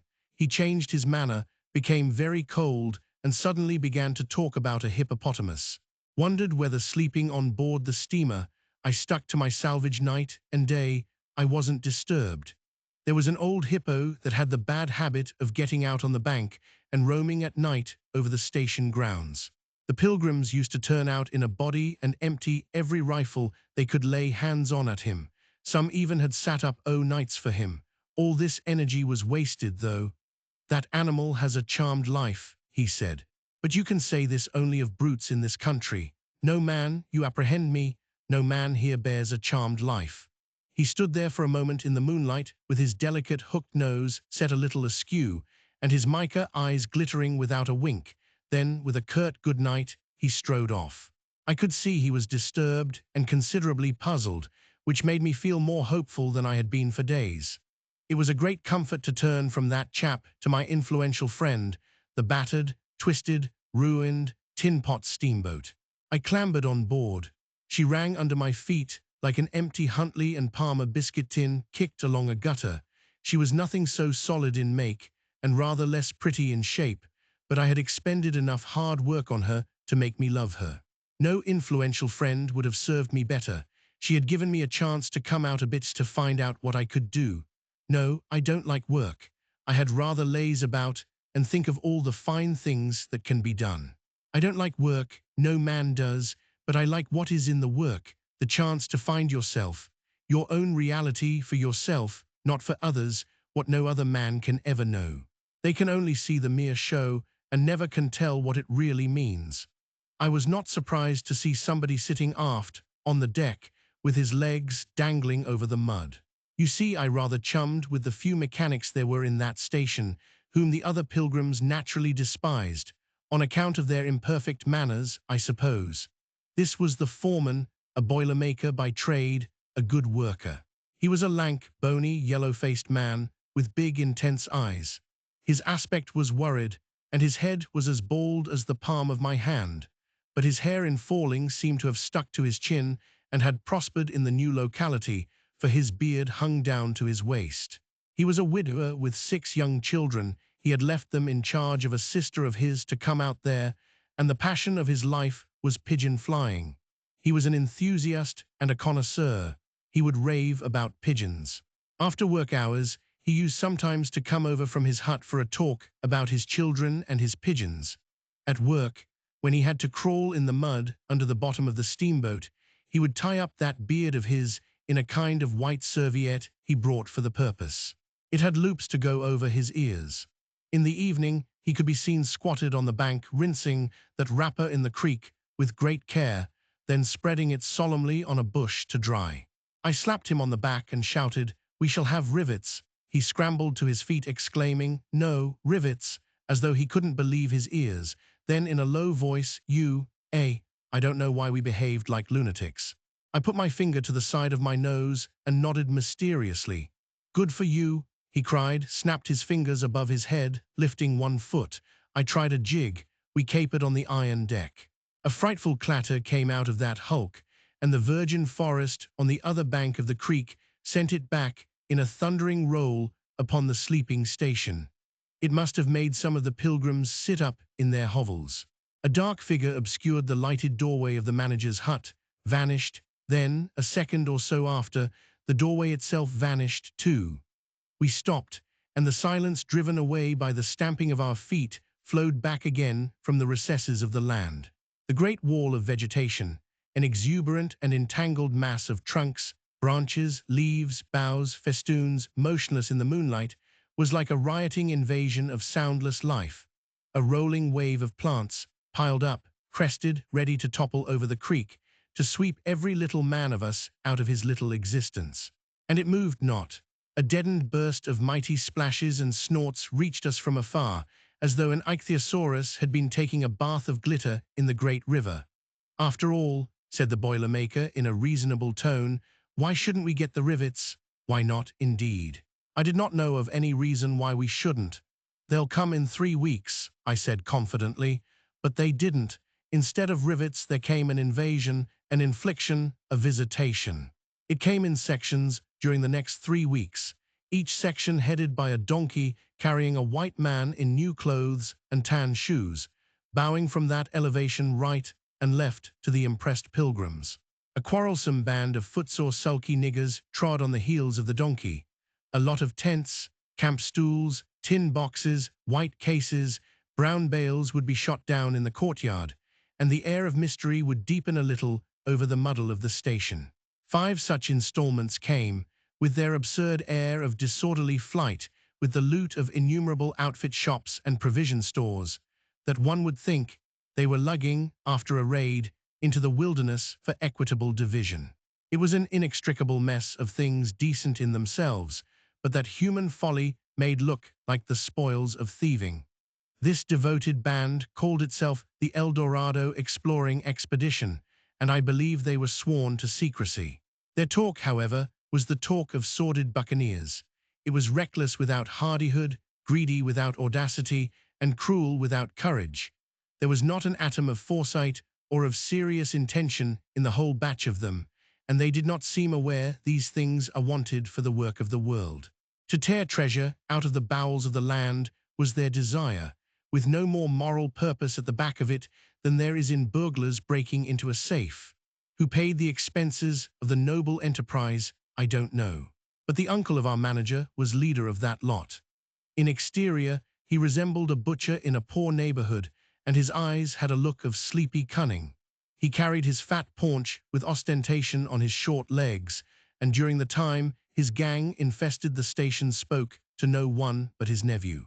You could see these two roaming about all day long with their heads close together in an everlasting confab. I had given up worrying myself about the rivets. One's capacity for that kind of folly is more limited than you would suppose. I said hang and let things slide.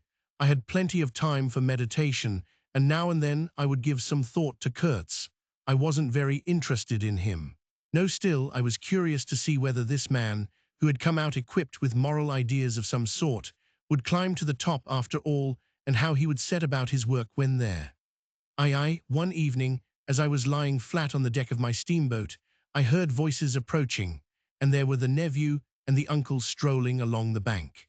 I laid my head on my arm again, and had nearly lost myself in a doze, when somebody said in my ear, as it were, "I am as harmless as a little child, but I don't like to be dictated to.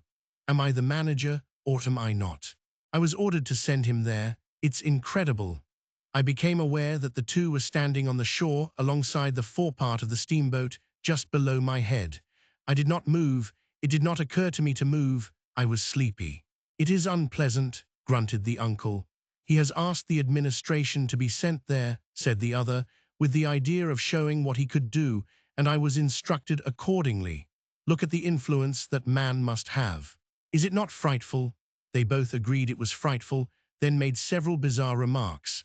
Make rain and fine weather, one man, the council, by the nose, bits of absurd sentences that got the better of my drowsiness, so that I had pretty near the whole of my wits about me when the uncle said, "The climate may do away with this difficulty for you." "Is he alone there?" "Yes," answered the manager. "He sent his assistant down the river with a note to me in these terms: 'Clear this poor devil out of the country, and don't bother sending more of that sort.' I had rather be alone than have the kind of men you can dispose of with me. It was more than a year ago. Can you imagine such impudence?" "Anything since then?" asked the other hoarsely. "Ivory," jerked the nephew. "Lots of it prime sort, lots, most annoying from him." "And with that?" questioned the heavy rumble. "Invoice," was the reply, fired out, so to speak, then silence. They had been talking about Kurtz.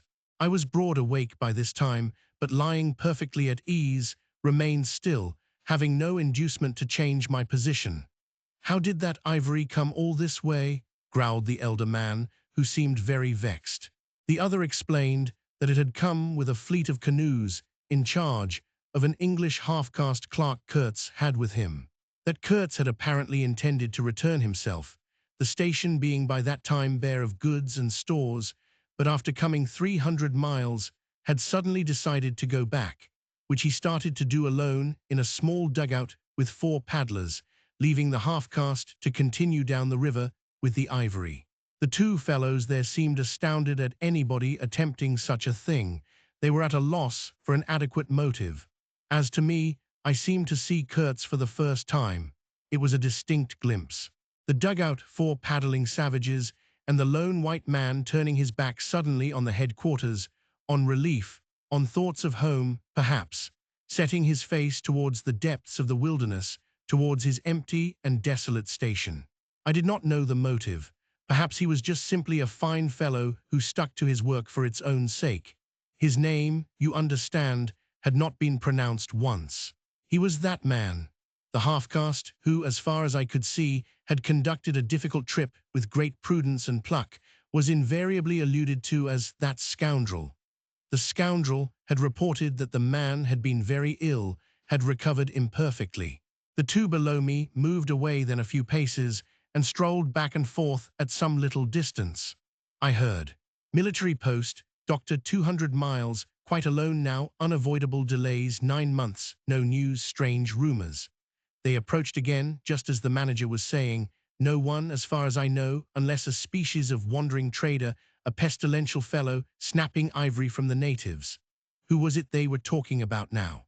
I gathered in snatches that this was some man supposed to be in Kurtz's district, and of whom the manager did not approve. "We will not be free from unfair competition till one of these fellows is hanged for an example," he said. "Certainly," grunted the other. "Get him hanged, why not? Anything can be done in this country. That's what I say. Nobody here, you understand here, can endanger your position. And why? You stand the climate, you outlast them all. The danger is in Europe, but there before I left I took care to—" They moved off and whispered, then their voices rose again. "The extraordinary series of delays is not my fault. I did my best." The fat man sighed. "Very sad.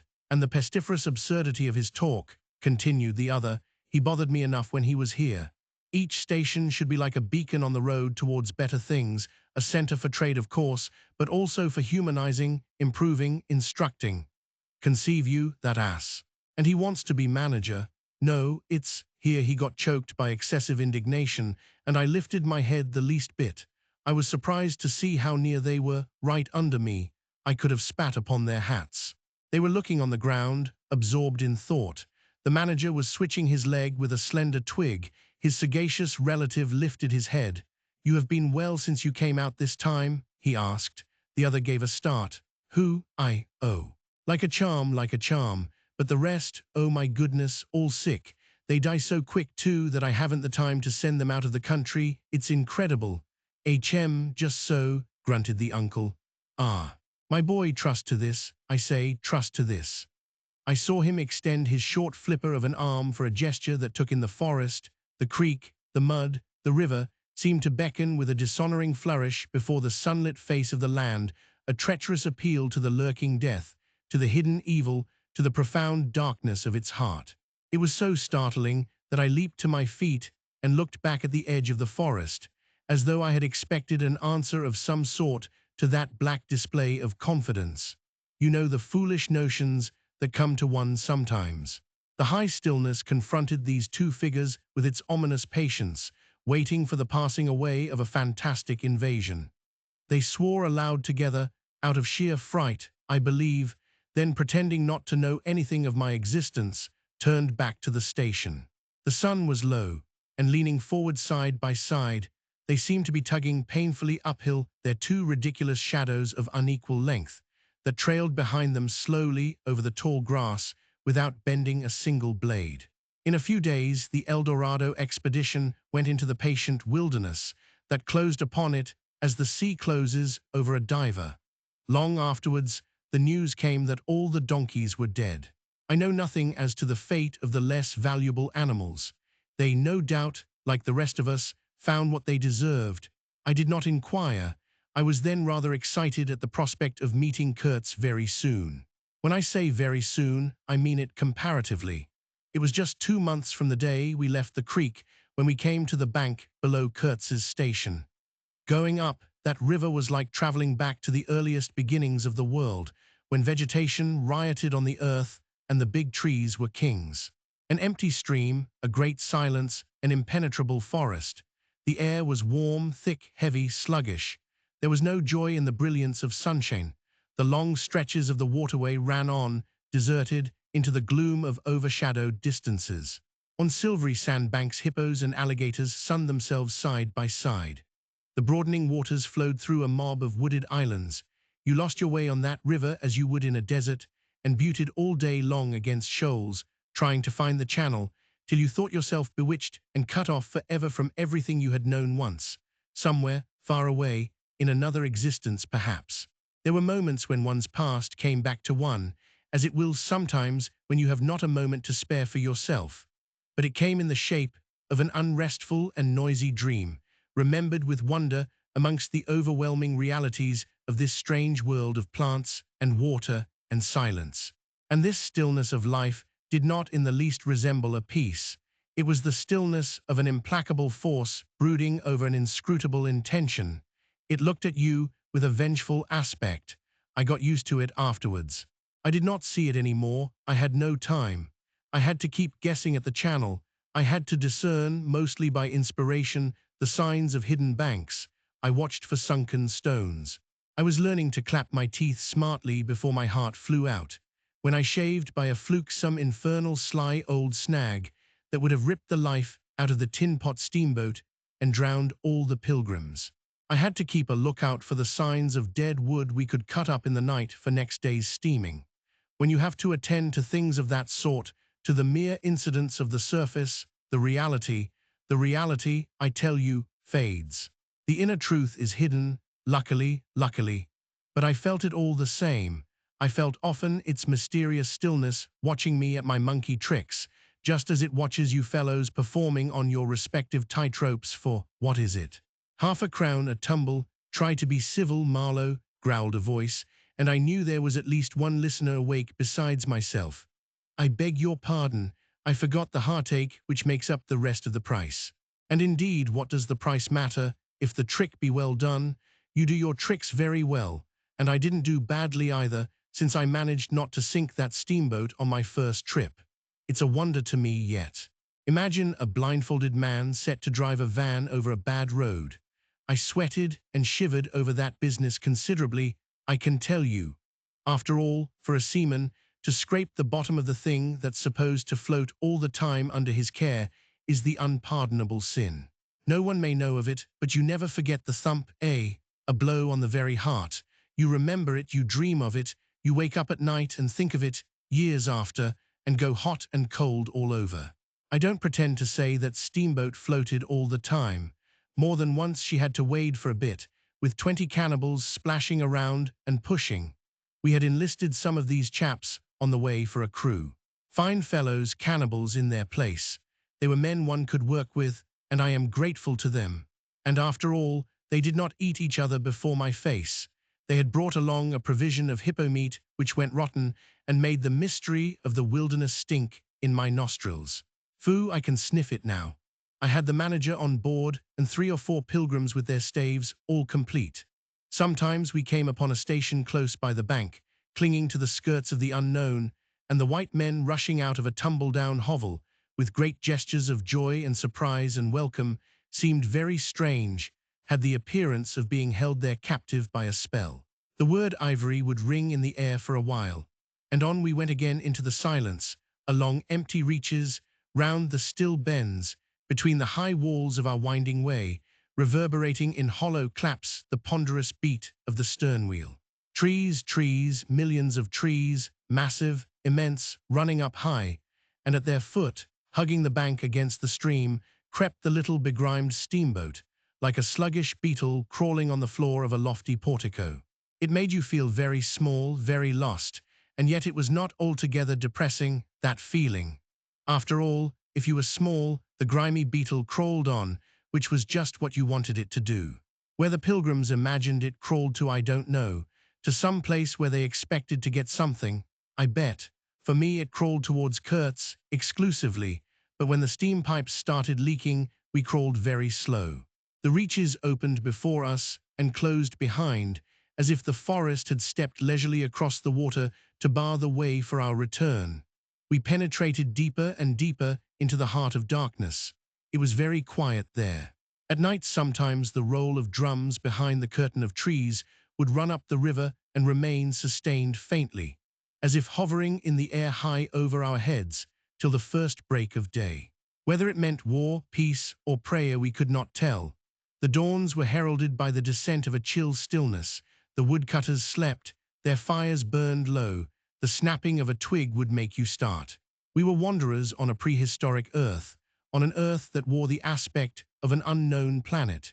We could have fancied ourselves the first of men taking possession of an accursed inheritance, to be subdued at the cost of profound anguish and of excessive toil. But suddenly, as we struggled round a bend, there would be a glimpse of rush walls, of peaked grass roofs, a burst of yells, a whirl of black limbs, a mass of hands clapping, of feet stamping, of bodies swaying, of eyes rolling, under the droop of heavy and motionless foliage. The steamer twirled along slowly on the edge of a black and incomprehensible frenzy. The prehistoric man was cursing us, praying to us, welcoming us. Who could tell? We were cut off from the comprehension of our surroundings. We glided past like phantoms, wondering and secretly appalled, as sane men would be before an enthusiastic outbreak in a madhouse.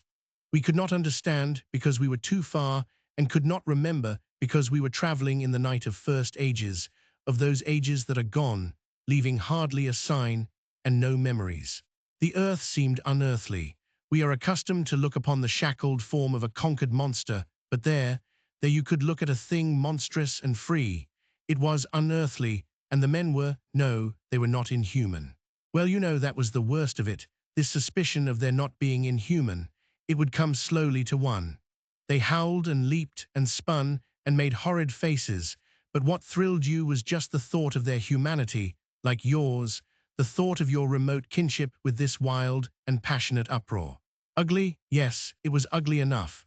But if you were man enough, you would admit to yourself that there was in you just the faintest trace of a response to the terrible frankness of that noise, a dim suspicion of there being a meaning in it which you so remote from the night of first ages, could comprehend. And why not? The mind of man is capable of anything, because everything is in it, all the past as well as all the future. What was there after all? Joy, fear, sorrow, devotion, valor, rage, who can tell? But truth stripped of its cloak of time. Let the fool gape and shudder, the man knows, and can look on without a wink, but he must at least be as much of a man as these on the shore. He must meet that truth with his own true stuff, with his own inborn strength. Principles won't do. Acquisitions, clothes, pretty rags, rags that would fly off at the first good shake. No, you want a deliberate belief. An appeal to me in this fiendish row is there. Very well, I hear. I admit, but I have a voice too, and for good or evil mine is the speech that cannot be silenced. Of course, a fool, what with sheer fright and fine sentiments, is always safe. Who's that grunting? You wonder I didn't go ashore for a howl and a dance. Well, no, I didn't. Fine sentiments, you say? Fine sentiments, be hanged. I had no time. I had to mess about with white lead and strips of woolen blanket, helping to put bandages on those leaky steam pipes, I tell you. I had to watch the steering and circumvent those snags and get the tin pot along by hook or by crook. There was surface truth enough in these things to save a wiser man. And between whiles, I had to look after the savage who was fireman. He was an improved specimen. He could fire up a vertical boiler. He was there below me, and upon my word, to look at him was as edifying as seeing a dog in a parody of breeches and a feather hat walking on his hind legs. A few months of training had done for that really fine chap. He squinted at the steam gauge and at the water gauge with an evident effort of intrepidity, and he had filed teeth, too, the poor devil, and the wool of his pate shaved into queer patterns, and 3 ornamental scars on each of his cheeks. He ought to have been clapping his hands and stamping his feet on the bank, instead of which he was hard at work, a thrall to strange witchcraft, full of improving knowledge. He was useful because he had been instructed. And what he knew was this, that should the water in that transparent thing disappear, the evil spirit inside the boiler would get angry through the greatness of his thirst and take a terrible vengeance. So he sweated and fired up and watched the glass fearfully, with an impromptu charm made of rags tied to his arm and a piece of polished bone as big as a watch stuck flatways through his lower lip. While the wooded bank slipped past us slowly, the short noise was left behind, the interminable miles of silence, and we crept on towards Kurtz. But the snags were thick, the water was treacherous and shallow, the boiler seemed indeed to have a sulky devil in it, and thus neither that fireman nor I had any time to peer into our creepy thoughts. Some 50 miles below the inner station, we came upon a hut of reeds, an inclined and melancholy pole, with the unrecognizable tatters of what had been a flag of some sort flying from it, and a neatly stacked wood pile. This was unexpected. We came to the bank, and on the stack of firewood found a flat piece of board with some faded pencil writing on it. When deciphered, it said, "Wood for you, hurry up." Approach cautiously. There was a signature, but it was illegible, not Kurtz, a much longer word. Hurry up. Where? Up the river. Approach cautiously. We had not done so, but the warning could not have been meant for the place where it could be only found after approach. Something was wrong above. But what and how much? That was the question. We commented adversely upon the imbecility of that telegraphic style. The bush around said nothing, and would not let us look very far either. A torn curtain of red twill hung in the doorway of the hut and flapped sadly in our faces. The dwelling was dismantled, but we could see a white man had lived there not very long ago. There remained a rude table, a plank on 2 posts. A heap of rubbish reposed in a dark corner, and by the door I picked up a book. It had lost its covers, and the pages had been thumbed into a state of extremely dirty softness. But the back had been lovingly stitched afresh with white cotton thread, which looked clean yet. It was an extraordinary find. Its title was An Inquiry into Some Points of Seamanship by a man Towson, some such name, Master in His Majesty's Navy. The matter looked dreary reading enough, with illustrative diagrams and repulsive tables of figures, and the copy was 60 years old. I handled this amazing antiquity with the greatest possible tenderness, lest it should dissolve in my hands. Within, Towson or Tozer was inquiring earnestly into the breaking strain of ship's chains and tackle, and other such matters. Not a very enthralling book, but at the first glance you could see there a singleness of intention, an honest concern for the right way of going to work, which made these humble pages, thought out so many years ago, luminous with another than a professional light. The simple old sailor, with his talk of chains and purchases, made me forget the jungle and the pilgrims in a delicious sensation of having come upon something unmistakably real. Such a book being there was wonderful enough. But still more astounding were the notes penciled in the margin and plainly referring to the text. I couldn't believe my eyes. They were in cipher. Yes, it looked like cipher. Fancy a man lugging with him a book of that description into this nowhere and studying it and making notes, in cipher at that. It was an extravagant mystery. I had been dimly aware for some time of a worrying noise, and when I lifted my eyes, I saw the woodpile was gone, and the manager, aided by all the pilgrims, was shouting at me from the riverside. I slipped the book into my pocket. I assure you, to leave off reading was like tearing myself away from the shelter of an old and solid friendship. I started the lame engine ahead. "It must be this miserable trader, this intruder," exclaimed the manager, looking back malevolently at the place we had left. "He must be English," I said. "It will not save him from getting into trouble if he is not careful," muttered the manager darkly. I observed with assumed innocence that no man was safe from trouble in this world. The current was more rapid now. The steamer seemed at her last gasp. The stern wheel flopped languidly, and I caught myself listening on tiptoe for the next beat of the boat. For in sober truth, I expected the wretched thing to give up every moment. It was like watching the last flickers of a life, but still we crawled. Sometimes I would pick out a tree a little way ahead to measure our progress towards Kurtz Bay, but I lost it invariably before we got abreast. To keep the eyes so long on one thing was too much for human patience. The manager displayed a beautiful resignation. I fretted and fumed and took to arguing with myself whether or no I would talk openly with Kurtz. But before I could come to any conclusion, it occurred to me that my speech or my silence, indeed any action of mine, would be a mere futility. What did it matter what anyone knew or ignored? What did it matter who was manager? One gets sometimes such a flash of insight. The essentials of this affair lay deep under the surface, beyond my reach and beyond my power of meddling. Towards the evening of the second day, we judged ourselves about 8 miles from Kurtz's station. I wanted to push on, but the manager looked grave and told me the navigation up there was so dangerous that it would be advisable. the sun being very low already, to wait where we were till next morning. Moreover, he pointed out that if the warning to approach cautiously were to be followed, we must approach in daylight, not at dusk or in the dark. This was sensible enough.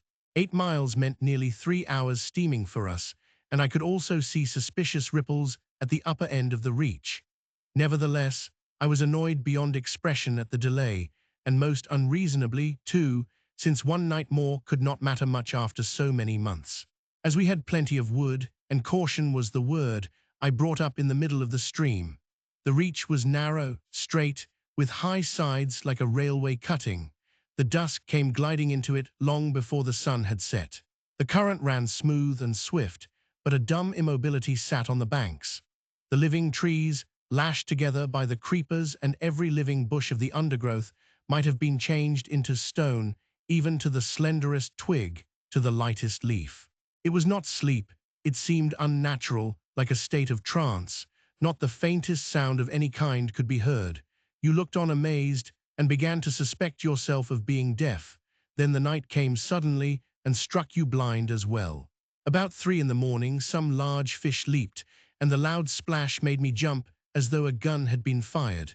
When the sun rose, there was a white fog, very warm and clammy, and more blinding than the night. It did not shift or drive. It was just there, standing all round you like something solid. At 8 or 9, perhaps, it lifted as a shutter lifts. We had a glimpse of the towering multitude of trees, of the immense matted jungle, with the blazing little ball of the sun hanging over it, all perfectly still.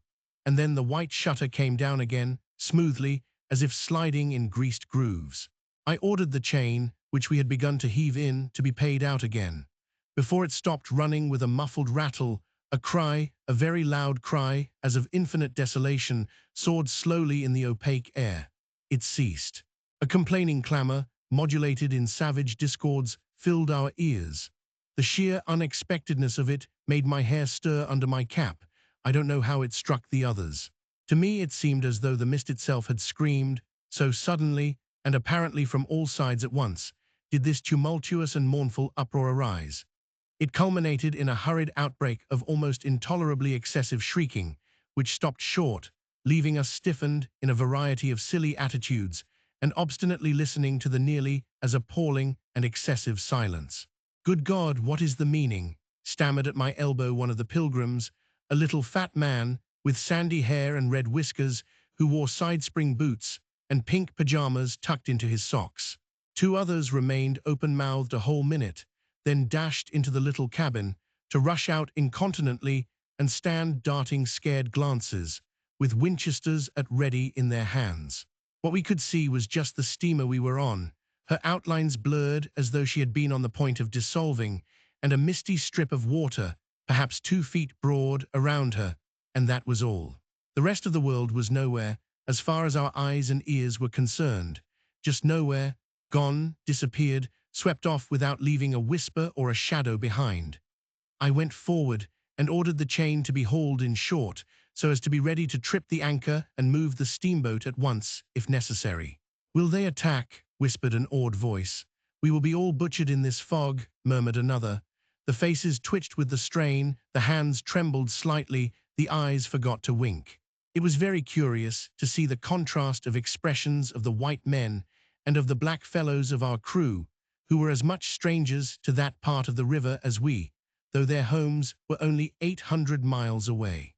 The whites, of course greatly discomposed, had besides a curious look of being painfully shocked by such an outrageous row. The others had an alert, naturally interested expression. But their faces were essentially quiet, even those of the 1 or 2 who grinned as they hauled at the chain. Several exchanged short, grunting phrases, which seemed to settle the matter to their satisfaction. Their headman, a young, broad-chested black, severely draped in dark blue fringed cloths, with fierce nostrils and his hair all done up artfully in oily ringlets, stood near me. "Aha," I said, just for good fellowship's sake.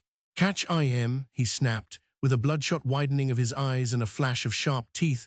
"Catch IM, give IM to us." "To you, eh?" I asked. "What would you do with them?"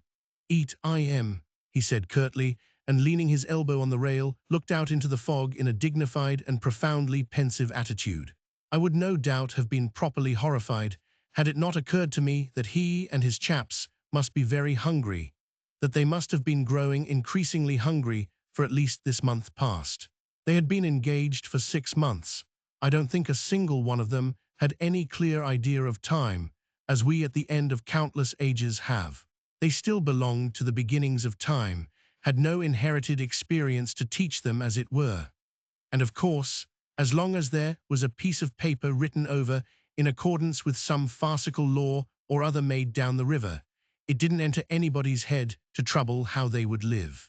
Certainly they had brought with them some rotten hippo meat, which couldn't have lasted very long anyway, even if the pilgrims hadn't, in the midst of a shocking hullabaloo, thrown a considerable quantity of it overboard. It looked like a high-handed proceeding, but it was really a case of legitimate self-defense. You can't breathe dead hippo waking, sleeping, and eating, and at the same time keep your precarious grip on existence. Besides that, they had given them every week 3 pieces of brass wire, each about 9 inches long, and the theory was they were to buy their provisions with that currency in riverside villages. You can see how that worked.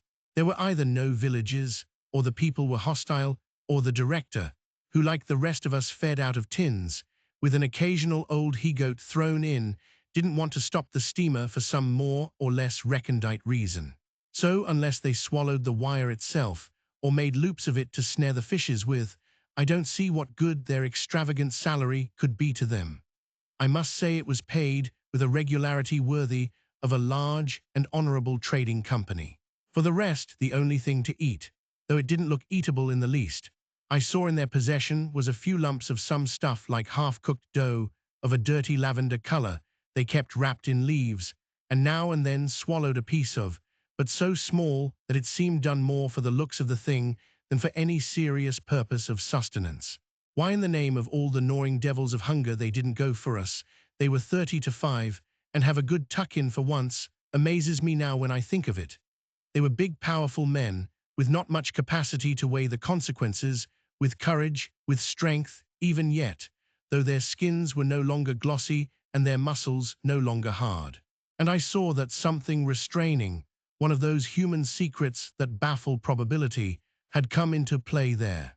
I looked at them with a swift quickening of interest, not because it occurred to me I might be eaten by them before very long, though I own to you that just then I perceived, in a new light as it were, how unwholesome the pilgrims looked, and I hoped, yes, I positively hoped, that my aspect was not so, what shall I say, so unappetizing. A touch of fantastic vanity which fitted well with the dream sensation that pervaded all my days at that time. Perhaps I had a little fever, too. One can't live with one's finger everlastingly on one's pulse. I had often a little fever, or a little touch of other things, the playful paw strokes of the wilderness, the preliminary trifling before the more serious onslaught which came in due course. Yes, I looked at them as you would on any human being, with a curiosity of their impulses, motives, capacities, weaknesses, when brought to the test of an inexorable physical necessity. Restraint. What possible restraint? Was it superstition, disgust, patience, fear, or some kind of primitive honor? No fear can stand up to hunger, no patience can wear it out, disgust simply does not exist where hunger is. And as to superstition, beliefs, and what you may call principles, they are less than chaff in a breeze. Don't you know the devilry of lingering starvation, its exasperating torment, its black thoughts, its somber and brooding ferocity? Well, I do.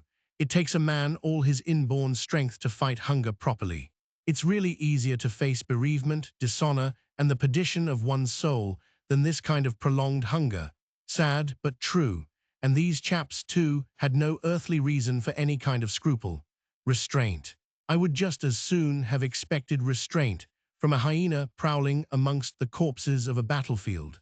But there was the fact facing me, the fact dazzling to be seen like the foam on the depths of the sea, like a ripple on an unfathomable enigma, a mystery greater, when I thought of it, than the curious, inexplicable note of desperate grief in this savage clamor that had swept by us on the river bank, behind the blind whiteness of the fog. Two pilgrims were quarreling in hurried whispers as to which bank. Left. No, no, how can you? Right, right, of course. It is very serious, said the manager's voice behind me. I would be desolated if anything should happen to Mr. Kurtz before we came up. I looked at him and had not the slightest doubt he was sincere. He was just the kind of man who would wish to preserve appearances. That was his restraint. But when he muttered something about going on at once, I did not even take the trouble to answer him. I knew, and he knew, that it was impossible.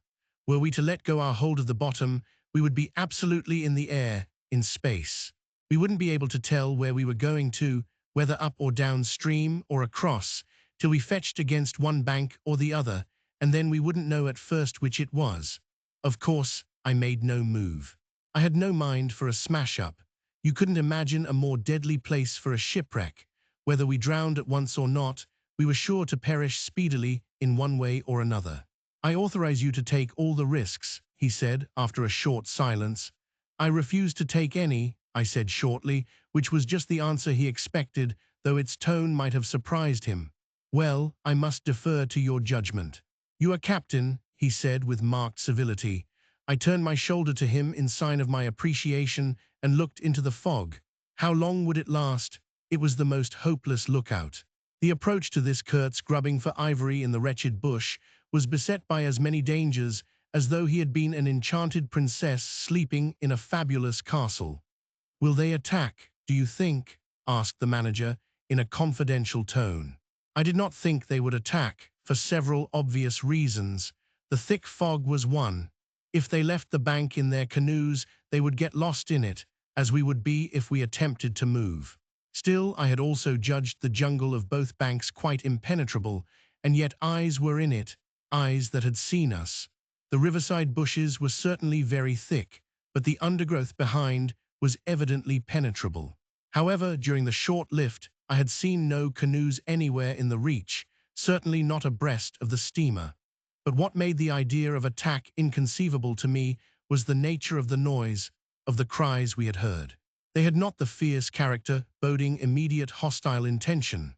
Unexpected, wild, and violent as they had been, they had given me an irresistible impression of sorrow. The glimpse of the steamboat had for some reason filled those savages with unrestrained grief. The danger, if any, I expounded, was from our proximity to a great human passion let loose. Even extreme grief may ultimately vent itself in violence, but more generally takes the form of apathy. You should have seen the pilgrims stare. They had no heart to grin or even to revile me. But I believe they thought me gone mad, with fright maybe. I delivered a regular lecture. My dear boys, it was no good bothering. Keep a lookout. Well, you may guess I watched the fog for the signs of lifting as a cat watches a mouse. But for anything else, our eyes were of no more use to us than if we had been buried miles deep in a heap of cotton wool. It felt like it, too, choking, warm, stifling. Besides, all I said, though it sounded extravagant, was absolutely true to fact. What we afterwards alluded to as an attack was really an attempt at repulse. The action was very far from being aggressive. It was not even defensive in the usual sense. It was undertaken under the stress of desperation, and in its essence was purely protective. It developed itself, I should say, 2 hours after the fog lifted, and its commencement was at a spot, roughly speaking, about 1.5 miles below Kurtz's station.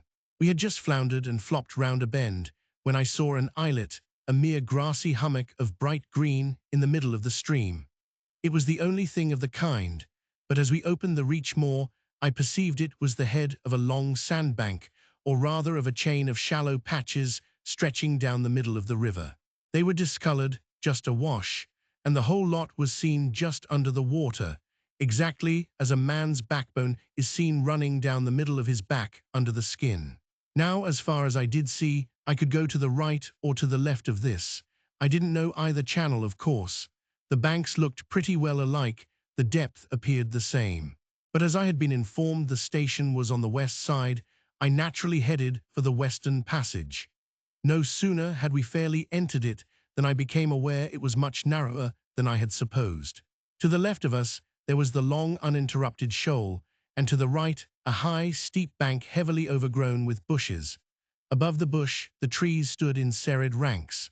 The twigs overhung the current thickly, and from distance to distance, a large limb of some tree projected rigidly over the stream. It was then well on in the afternoon, the face of the forest was gloomy, and a broad strip of shadow had already fallen on the water. In this shadow we steamed up, very slowly, as you may imagine. I sheered her well inshore, the water being deepest near the bank, as the sounding pole informed me. One of my hungry and forbearing friends was sounding in the bows just below me. This steamboat was exactly like a decked scow. On the deck there were two little teakwood houses with doors and windows. The boiler was in the fore end, and the machinery right astern. Over the whole there was a light roof, supported on stanchions. The funnel projected through that roof, and in front of the funnel a small cabin built of light planks served for a pilot house. It contained a couch, two camp stools, a loaded Martini Henry leaning in one corner, a tiny table, and the steering wheel. It had a wide door in front and a broad shutter at each side. All these were always thrown open, of course. I spent my days perched up there on the extreme fore end of that roof, before the door. At night I slept, or tried to, on the couch. An athletic black belonging to some coast tribe and educated by my poor predecessor was the helmsman. He sported a pair of brass earrings, wore a blue cloth wrapper from the waist to the ankles, and thought all the world of himself. He was the most unstable kind of fool I had ever seen. He steered with no end of a swagger while you were by, but if he lost sight of you, he became instantly the prey of an abject funk, and would let that cripple of a steamboat get the upper hand of him in a minute. I was looking down at the sounding pole, and feeling much annoyed to see at each try a little more of it stick out of that river, when I saw my poleman give up on the business suddenly and stretch himself flat on the deck, without even taking the trouble to haul his pole in. He kept hold on it, though, and it trailed in the water. At the same time, the fireman, whom I could also see below me, sat down abruptly before his furnace and ducked his head. I was amazed. Then I had to look at the river mighty quick, because there was a snag in the fairway. Sticks, little sticks, were flying about thick. They were whizzing before my nose, dropping below me, striking behind me against my pilot house. All this time the river, the shore, the woods were very quiet, perfectly quiet. I could only hear the heavy splashing thump of the stern wheel and the patter of these things. We cleared the snag clumsily. Arrows, by Jove, we were being shot at. I stepped in quickly to close the shutter on the land side. That fool helmsman, his hands on the spokes, was lifting his knees high, stamping his feet, champing his mouth like a reined-in horse. Confound him. And we were staggering within 10 feet of the bank. I had to lean right out to swing the heavy shutter, and I saw a face amongst the leaves on the level with my own, looking at me very fierce and steady. And then suddenly, as though a veil had been removed from my eyes, I made out, deep in the tangled gloom, naked breasts, arms, legs, glaring eyes. The bush was swarming with human limbs in movement, glistening of bronze color. The twigs shook, swayed, and rustled, the arrows flew out of them, and then the shutter came to. "Steer her straight," I said to the helmsman. He held his head rigid, face forward. But his eyes rolled, he kept on lifting and setting down his feet gently, his mouth foamed a little. "Keep quiet," I said in a fury. I might just as well have ordered a tree not to sway in the wind. I darted out. Below me there was a great scuffle of feet on the iron deck, confused exclamations, a voice screamed, "Can you turn back?" I caught sight of a V-shaped ripple on the water ahead. What? Another snag! A fusillade burst out under my feet. The pilgrims had opened with their Winchesters and were simply squirting lead into that bush. A deuce of a lot of smoke came up and drove slowly forward. I swore at it. Now I couldn't see the ripple or the snag either. I stood in the doorway, peering, and the arrows came in swarms. They might have been poisoned, but they looked as though they wouldn't kill a cat. The bush began to howl. Our woodcutters raised a warlike whoop. The report of a rifle just at my back deafened me. I glanced over my shoulder, and the pilot house was yet full of noise and smoke when I made a dash at the wheel. The fool nigger had dropped everything to throw the shutter open and let off that Martini Henry. He stood before the wide opening, glaring, and I yelled at him to come back, while I straightened the sudden twist out of that steamboat. There was no room to turn even if I had wanted to. The snag was somewhere very near ahead in that confounded smoke. There was no time to lose, so I just crowded her into the bank, right into the bank, where I knew the water was deep. We tore slowly along the overhanging bushes in a whirl of broken twigs and flying leaves. The fusillade below stopped short, as I had foreseen it would when the squirts got empty. I threw my head back to a glinting whiz that traversed the pilot house, in at one shutter hole and out at the other. Looking past that mad helmsman, who was shaking the empty rifle and yelling at the shore, I saw vague forms of men running bent double, leaping, gliding, distinct, incomplete, evanescent.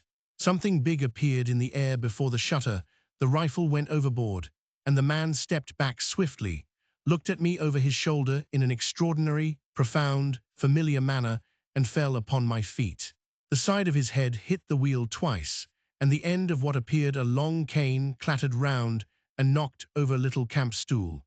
It looked as though after wrenching that thing from somebody ashore, he had lost his balance in the effort. The thin smoke had blown away, we were clear of the snag, and looking ahead I could see that in another 100 yards or so I would be free to sheer off, away from the bank.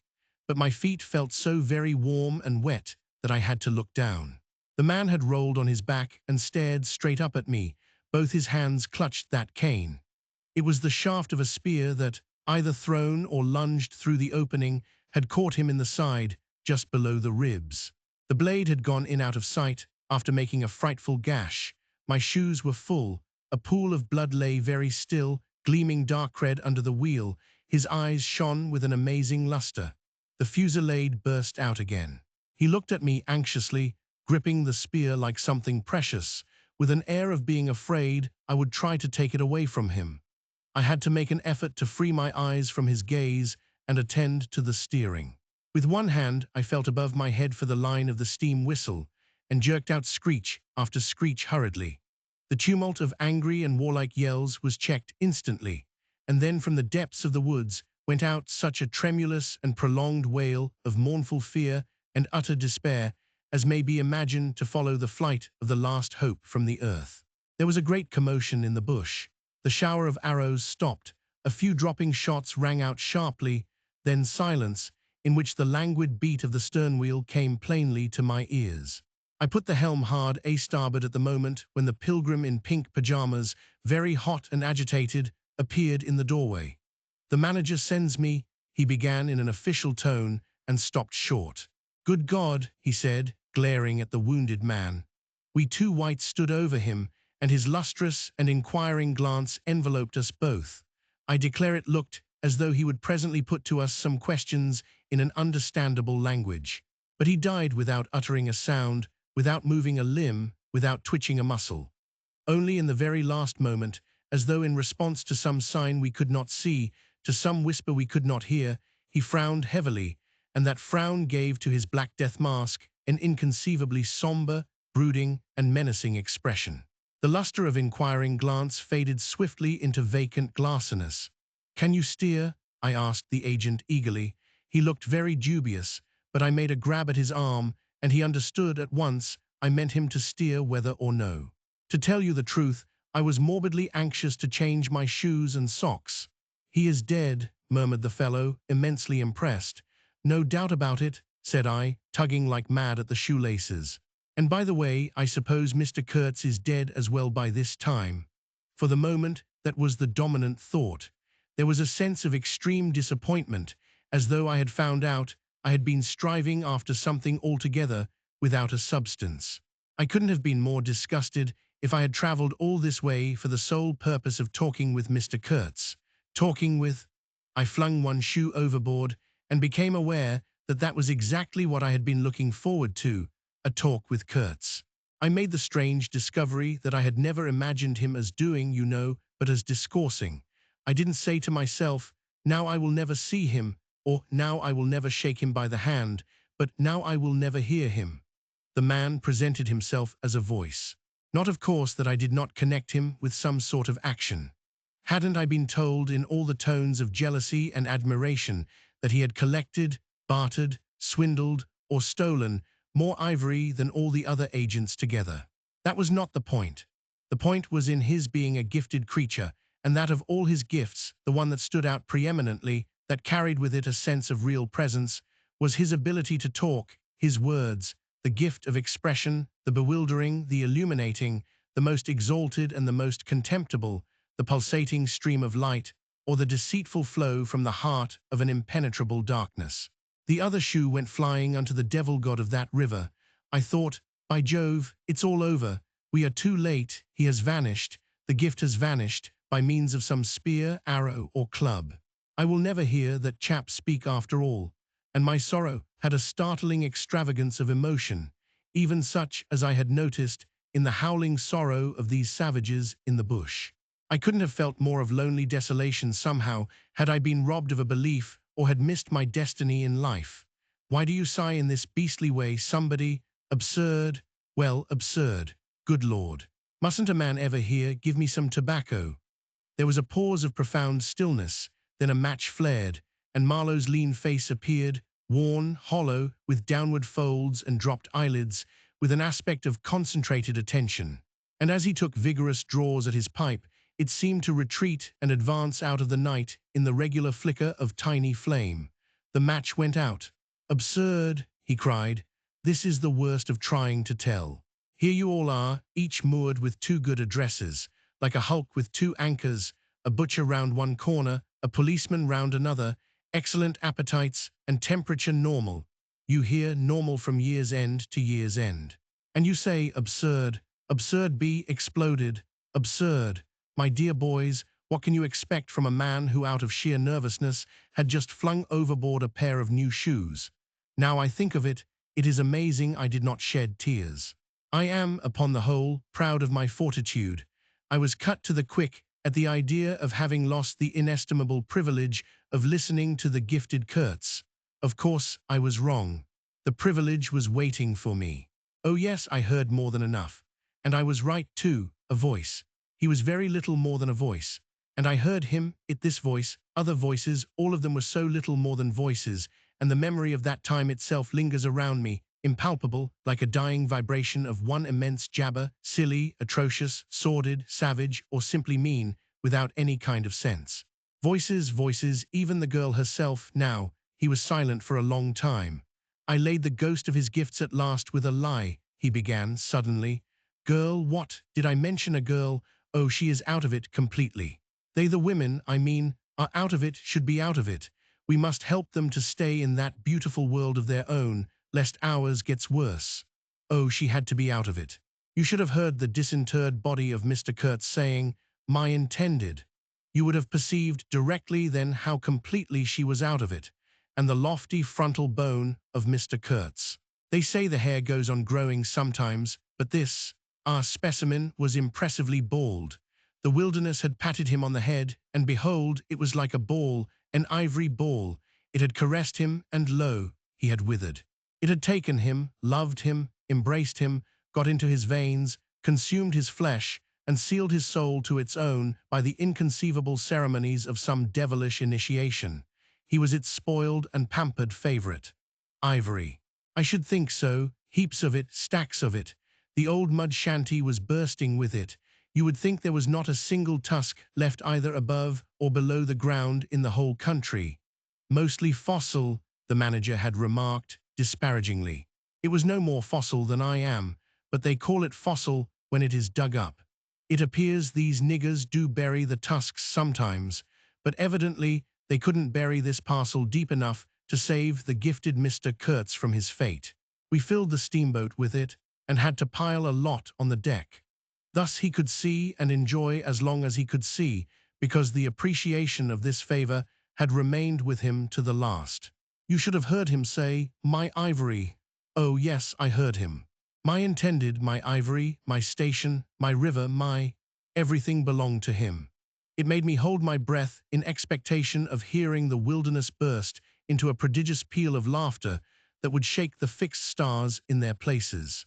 Everything belonged to him, but that was a trifle. The thing was to know what he belonged to, how many powers of darkness claimed him for their own. That was the reflection that made you creepy all over. It was impossible, it was not good for one either, trying to imagine. He had taken a high seat amongst the devils of the land. I mean literally. You can't understand.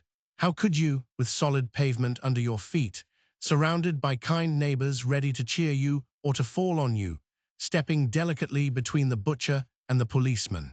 In the holy terror of scandal and gallows and lunatic asylums, how can you imagine what particular region of the first ages a man's untrammeled feet may take him into by the way of solitude? Utter solitude without a policeman, by the way of silence, utter silence, where no warning voice of a kind neighbor can be heard whispering of public opinion. These little things make all the great difference. When they are gone, you must fall back upon your own innate strength, upon your own capacity for faithfulness. Of course, you may be too much of a fool to go wrong, too dull even to know you are being assaulted by the powers of darkness. I take it no fool ever made a bargain for his soul with the devil. The fool is too much of a fool, or the devil too much of a devil. I don't know which. Or you may be such a thunderingly exalted creature as to be altogether deaf and blind to anything but heavenly sights and sounds. Then the earth for you is only a standing place, and whether to be like this is your loss or your gain, I won't pretend to say. But most of us are neither one nor the other. The earth for us is a place to live in, where we must put up with sights, with sounds, with smells too, by Jove, breathe dead hippo, so to speak, and not be contaminated.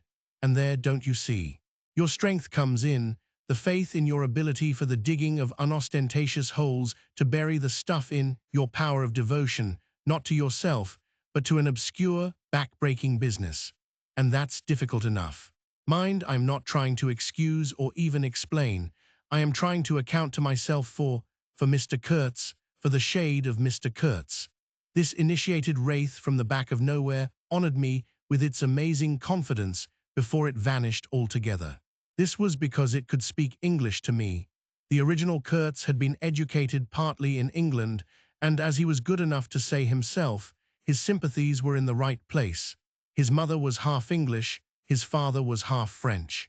All Europe contributed to the making of Kurtz, and by I learned that, most appropriately, the International Society for the Suppression of Savage Customs had entrusted him with the making of a report for its future guidance. And he had written it too. I've seen it, I've read it. It was eloquent, vibrating with eloquence, but too high-strung, I think. 17 pages of close writing he had found time for. But this must have been before his, let us say, nerves went wrong, and caused him to preside at certain midnight dances ending with unspeakable rites, which, as far as I reluctantly gathered from what I heard at various times, were offered up to him, do you understand, to Mr. Kurtz himself. But it was a beautiful piece of writing. The opening paragraph, however, in the light of later information, strikes me now as ominous.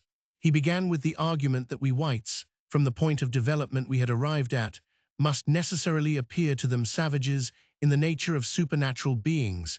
We approach them with the might of a deity, and so on, and so on. By the simple exercise of our will we can exert a power for good practically unbounded, etc., etc. From that point he soared and took me with him. The peroration was magnificent, though difficult to remember, you know. It gave me the notion of an exotic immensity ruled by an august benevolence. It made me tingle with enthusiasm.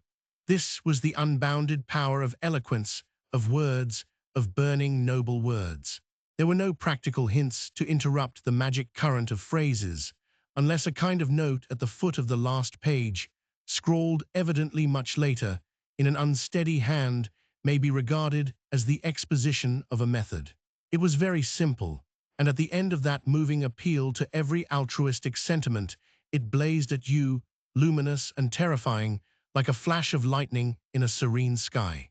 Exterminate all the brutes. The curious part was that he had apparently forgotten all about that valuable postscriptum, because, later on, when he in a sense came to himself, he repeatedly entreated me to take good care of my pamphlet, he called it, as it was sure to have in the future a good influence upon his career.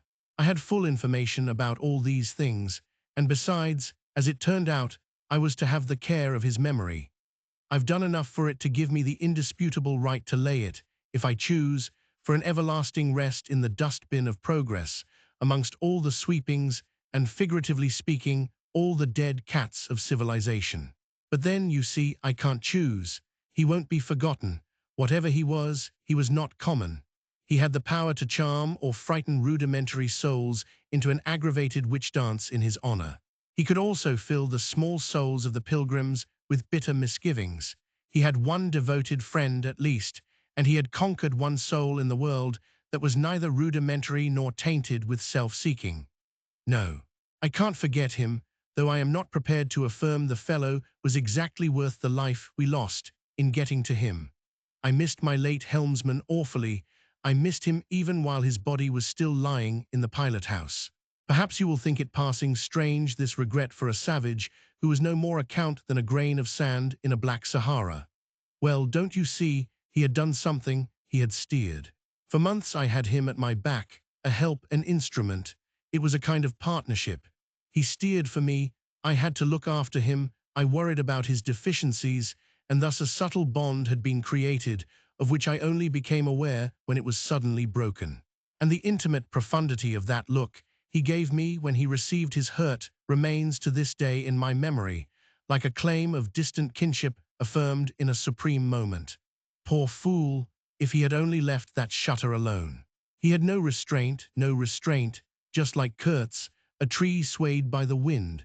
As soon as I had put on a dry pair of slippers, I dragged him out, after first jerking the spear out of his side, which operation, I confess, I performed with my eyes shut tight. His heels leaped together over the little doorstep. His shoulders were pressed to my breast. I hugged him from behind desperately. Oh, he was heavy, heavier than any man on earth, I should imagine. Then without more ado, I tipped him overboard. The current snatched him as though he had been a wisp of grass, and I saw the body roll over twice before I lost sight of it forever. All the pilgrims and the manager were then congregated on the awning deck about the pilot house, chattering at each other like a flock of excited magpies, and there was a scandalized murmur at my heartless promptitude. What they wanted to keep that body hanging about for I can't guess. Embalm it, maybe, but I had also heard another, and a very ominous, murmur on the deck below. My friends, the woodcutters, were likewise scandalized, and with a better show of reason, though I admit that the reason itself was quite inadmissible. Oh, quite, I had made up my mind that if my late helmsman was to be eaten, the fishes alone should have him. He had been a very second-rate helmsman while alive, but now he was dead, he might have become a first-class temptation and possibly caused some startling trouble. Besides, I was anxious to take the wheel, the man in pink pajamas showing himself a hopeless duffer at the business. This I did directly the simple funeral was over. We were going half speed, keeping right in the middle of the stream, and I listened to the talk about me. They had given up Kurtz, they had given up the station, Kurtz was dead, and the station had been burnt, and so on and so on. The red-haired pilgrim was beside himself with the thought that at least this poor Kurtz had been properly avenged. Say, we must have made a glorious slaughter of them in the bush. What do you think? Say, he positively danced, the bloodthirsty little gingery beggar, and he had nearly fainted when he saw the wounded man. I could not help saying, you made a glorious lot of smoke, anyhow. I had seen, from the way the tops of the bushes rustled and flew, that almost all the shots had gone too high. You can't hit anything unless you take aim and fire from the shoulder, but these chaps fired from the hip with their eyes shut. The retreat, I maintained, and I was right, was caused by the screeching of the steam whistle. Upon this they forgot Kurtz, and began to howl at me with indignant protests. The manager stood by the wheel murmuring confidentially about the necessity of getting well away down the river before dark at all events, when I saw in the distance a clearing on the riverside and the outlines of some sort of building. What's this? I asked. He clapped his hands in wonder. The station, he cried. I edged in at once, still going half speed. Through my glasses, I saw the slope of a hill interspersed with rare trees and perfectly free from undergrowth. A long decaying building on the summit was half buried in the high grass. The large holes in the peaked roof gaped black from afar. The jungle and the woods made a background. There was no enclosure or fence of any kind, but there had been one apparently, for near the house half a dozen slim posts remained in a row, roughly trimmed, and with their upper ends ornamented with round carved balls. The rails, or whatever there had been between, had disappeared. Of course, the forest surrounded all that. The riverbank was clear, and on the waterside I saw a white man under a hat like a cartwheel, beckoning persistently with his whole arm. Examining the edge of the forest above and below, I was almost certain I could see movements, human forms gliding here and there. I steamed past prudently, then stopped the engines and let her drift down. The man on the shore began to shout, urging us to land. "We have been attacked," screamed the manager. I know, it's all right," yelled back the other, as cheerful as you please. "Come along, it's all right." I am glad. His aspect reminded me of something I had seen, something funny I had seen somewhere. As I maneuvered to get alongside, I was asking myself, what does this fellow look like? Suddenly I got it. He looked like a harlequin. His clothes had been made of some stuff that was brown holland probably, but it was covered with patches all over, with bright patches, blue, red, and yellow, patches on the back, patches on the front, patches on elbows, on knees. Colored binding around his jacket, scarlet edging at the bottom of his trousers, and the sunshine made him look extremely gay and wonderfully neat withal, because you could see how beautifully all this patching had been done. A beardless, boyish face, very fair, no features to speak of, nose peeling, little blue eyes, smiles and frowns chasing each other over that open countenance like sunshine and shadow on a windswept plain. "Look out, Captain," he cried.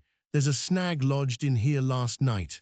What, another snag? I confess I swore shamefully. I had nearly holed my cripple to finish off that charming trip. The harlequin on the bank turned his little pug nose up to me. "You English?" he asked, all smiles. "Are you?" I shouted from the wheel. The smiles vanished, and he shook his head as if sorry for my disappointment. Then he brightened up. "Never mind," he cried encouragingly. "Are we in time?" I asked. "He is up there," he replied, with a toss of the head up the hill, and becoming gloomy all of a sudden. His face was like the autumn sky, overcast one moment and bright the next. When the manager, escorted by the pilgrims, all of them armed to the teeth, had gone to the house, this chap came on board. "I say, I don't like this. These natives are in the bush," I said. He assured me earnestly it was all right. "They are simple people," he added. "Well, I am glad you came. It took me all my time to keep them off." "But you said it was all right," I cried. "Oh, they meant no harm," he said. And as I stared, he corrected himself. "Not exactly." Then vivaciously, "My faith, your pilot house wants a cleanup." In the next breath, he advised me to keep enough steam on the boiler to blow the whistle in case of any trouble. "One good screech will do more for you than all your rifles. They are simple people," he repeated. He rattled away at such a rate he quite overwhelmed me. He seemed to be trying to make up for lots of silence, and actually hinted, laughing, that such was the case. "Don't you talk with Mr. Kurtz," I said. "You don't talk with that man, you listen to him," he exclaimed with severe exaltation. But now, he waved his arm, and in the twinkling of an eye was in the uttermost depths of despondency. In a moment he came up again with a jump, possessed himself of both my hands, shook them continuously, while he gabbled, "Brother sailor, honor, pleasure, delight, introduce myself, Russian, son of an archpriest.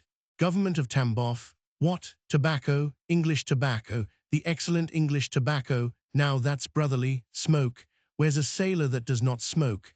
The pipe soothed him, and gradually I made out he had run away from school, had gone to sea in a Russian ship, ran away again, served some time in English ships, was now reconciled with the archpriest. He made a point of that.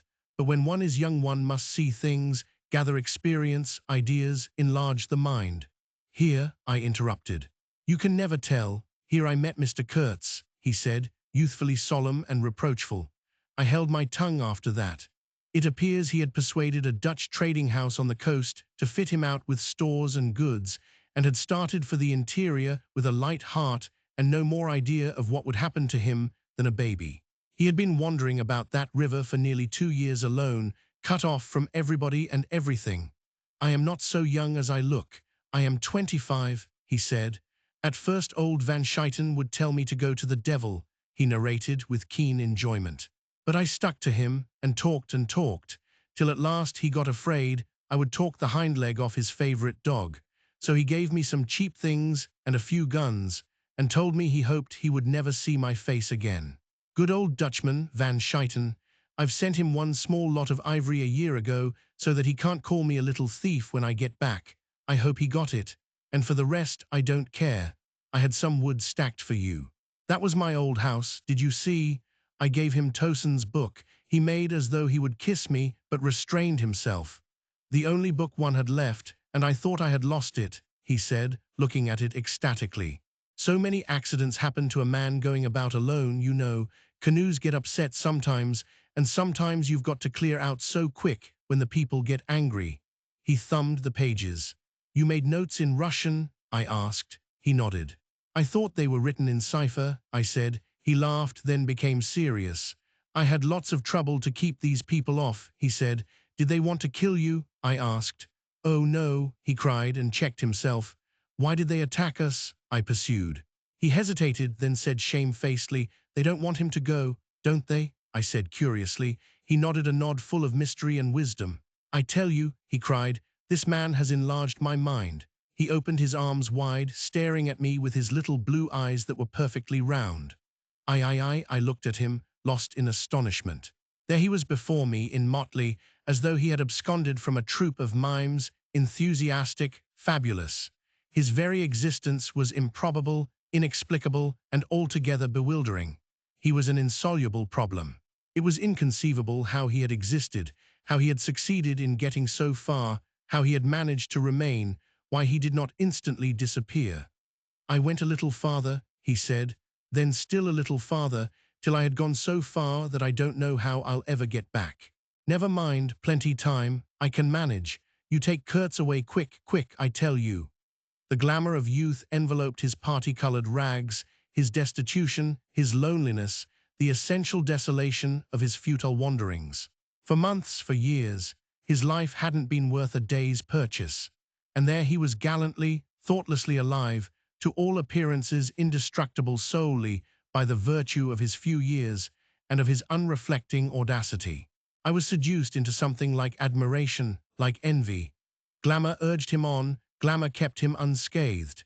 He surely wanted nothing from the wilderness but space to breathe in and to push on through. His need was to exist, and to move onwards at the greatest possible risk, and with a maximum of privation. If the absolutely pure, uncalculating, unpractical spirit of adventure had ever ruled a human being, it ruled this bepatched youth. I almost envied him the possession of this modest and clear flame. It seemed to have consumed all thought of self so completely that even while he was talking to you, you forgot that it was he, the man before your eyes, who had gone through these things. I did not envy him his devotion to Kurtz, though. He had not meditated over it. It came to him, and he accepted it with a sort of eager fatalism. I must say that to me it appeared about the most dangerous thing in every way he had come upon so far. They had come together unavoidably, like two ships becalmed near each other and lay rubbing sides at last. I suppose Kurtz wanted an audience, because on a certain occasion, when encamped in the forest, they had talked all night, or more probably Kurtz had talked. We talked of everything, he said, quite transporting at the recollection. I forgot there was such a thing as sleep. The night did not seem to last an hour. Everything, everything, of love too. Ah, he talked to you of love, I said, much amused. It isn't what you think, he cried, almost passionately. It was in general. He made me see things. He threw his arms up. We were on deck at the time, and the headman of my woodcutters, lounging nearby, turned upon him his heavy and glittering eyes. I looked around, and I don't know why, but I assure you that never before did this land, this river, this jungle, the very arch of this blazing sky, appear to me so hopeless and so dark, so impenetrable to human thought, so pitiless to human weakness. And ever since, you have been with him, of course, I said. On the contrary, it appears their intercourse had been very much broken by various causes. He had, as he informed me proudly, managed to nurse Kurtz through 2 illnesses. He alluded to it, as you would to some risky feat, but as a rule Kurtz wandered alone, far in the depths of the forest. Very often coming to this station, I had to wait days and days before he would turn up, he said. Ah, it was worth waiting for, sometimes. What was he doing? Exploring or what? I asked. Oh yes, of course. He had discovered lots of villages, a lake too. He did not know exactly in what direction. It was dangerous to inquire too much, but mostly his expeditions had been for ivory. But he had no goods to trade with by that time, I objected. There's a good lot of cartridges left even yet, he answered, looking away. To speak plainly, he raided the country, I said. He nodded. Not alone, surely. He muttered something about the villages round that lake. Kurtz got the tribe to follow him, did he? I suggested. He fidgeted a little. They adored him, he said. The tone of these words was so extraordinary that I looked at him searchingly. It was curious to see his mingled eagerness and reluctance to speak of Kurtz. The man filled his life, occupied his thoughts, swayed his emotions. What can you expect? He burst out. He came to them with thunder and lightning, you know, and they had never seen anything like it, and very terrible. He could be very terrible. You can't judge Mr. Kurtz as you would an ordinary man. No, no, no, now, just to give you an idea, I don't mind telling you he wanted to shoot me too one day, but I don't judge him. Shoot you? I cried. What for? Well, I had a small lot of ivory the chief of that village near my house gave me. You see, I used to shoot game for them. Well, he wanted it, and wouldn't hear reason. He declared he would shoot me unless I gave him the ivory, and then cleared out of the country, because he could do so and had a fancy for it, and there was nothing on earth to prevent him killing whom he jolly well pleased. And it was true, too. I gave him the ivory. What did I care? But I didn't clear out. No, no, I couldn't leave him. I had to be careful, of course, till we got friendly again for a time. He had his second illness then. Afterwards I had to keep out of the way, but I didn't mind. He was living for the most part in those villages on the lake. When he came down to the river, sometimes he would take to me, and sometimes it was better for me to be careful. This man suffered too much. He hated all this, and somehow he couldn't get away. When I had a chance, I begged him to try and leave while there was time. I offered to go back with him, and he would say yes, and then he would remain. Go off on another ivory hunt, disappear for weeks, forget himself amongst these people, forget himself, you know. Why, he's mad, I said. He protested indignantly. Mr. Kurtz couldn't be mad. If I had heard him talk, only 2 days ago, I wouldn't dare hint at such a thing. I had taken up my binoculars while we talked, and was looking at the shore, sweeping the limit of the forest at each side and at the back of the house. The consciousness of there being people in that bush, so silent, so quiet, as silent and quiet as the ruined house on the hill, made me uneasy. There was no sign on the face of nature of this amazing tale that was not so much told as suggested to me in desolate exclamations, completed by shrugs, in interrupted phrases, in hints ending in deep sighs. The woods were unmoved, like a mask, heavy, like the closed door of a prison. They looked with their air of hidden knowledge, of patient expectation, of unapproachable silence. The Russian was explaining to me that it was only lately that Mr. Kurtz had come down to the river, bringing along with him all the fighting men of that lake tribe. He had been absent for several months, getting himself adored, I suppose, and had come down unexpectedly, with the intention to all appearance of making a raid either across the river or downstream. Evidently, the appetite for more ivory had got the better of the, what shall I say, less material aspirations. However, he had got much worse suddenly. I heard he was lying helpless, and so I came up, took my chance, said the Russian. Oh, he is bad, very bad. I directed my glass to the house. There were no signs of life, but there was the ruined roof, the long mud wall peeping above the grass, with 3 little square window holes, no 2 of the same size. All this brought within reach of my hand, as it were. And then I made a brusque movement, and one of the remaining posts of that vanished fence leaped up in the field of my glass. You remember I told you I had been struck at the distance by certain attempts at ornamentation, rather remarkable in the ruinous aspect of the place. Now I had suddenly a nearer view, and its first result was to make me throw my head back as if before a blow. Then I went carefully from post to post with my glass, and I saw my mistake. These round knobs were not ornamental but symbolic. They were expressive and puzzling, striking and disturbing, food for thought, and also for vultures if there had been any looking down from the sky. But at all events for such ants as were industrious enough to ascend the pole. They would have been even more impressive, those heads on the stakes, if their faces had not been turned to the house. Only one, the first I had made out, was facing my way. I was not so shocked as you may think. The start back I had given was really nothing but a movement of surprise. I had expected to see a knob of wood there, you know.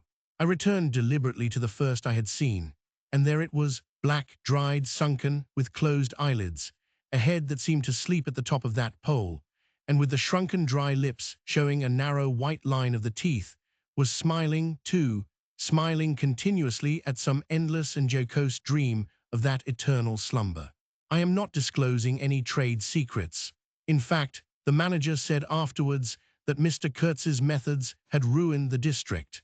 I have no opinion on that point, but I want you clearly to understand that there was nothing exactly profitable in these heads being there. They only showed that Mr. Kurtz lacked restraint in the gratification of his various lusts, that there was something wanting in him, some small matter which, when the pressing need arose, could not be found under his magnificent eloquence.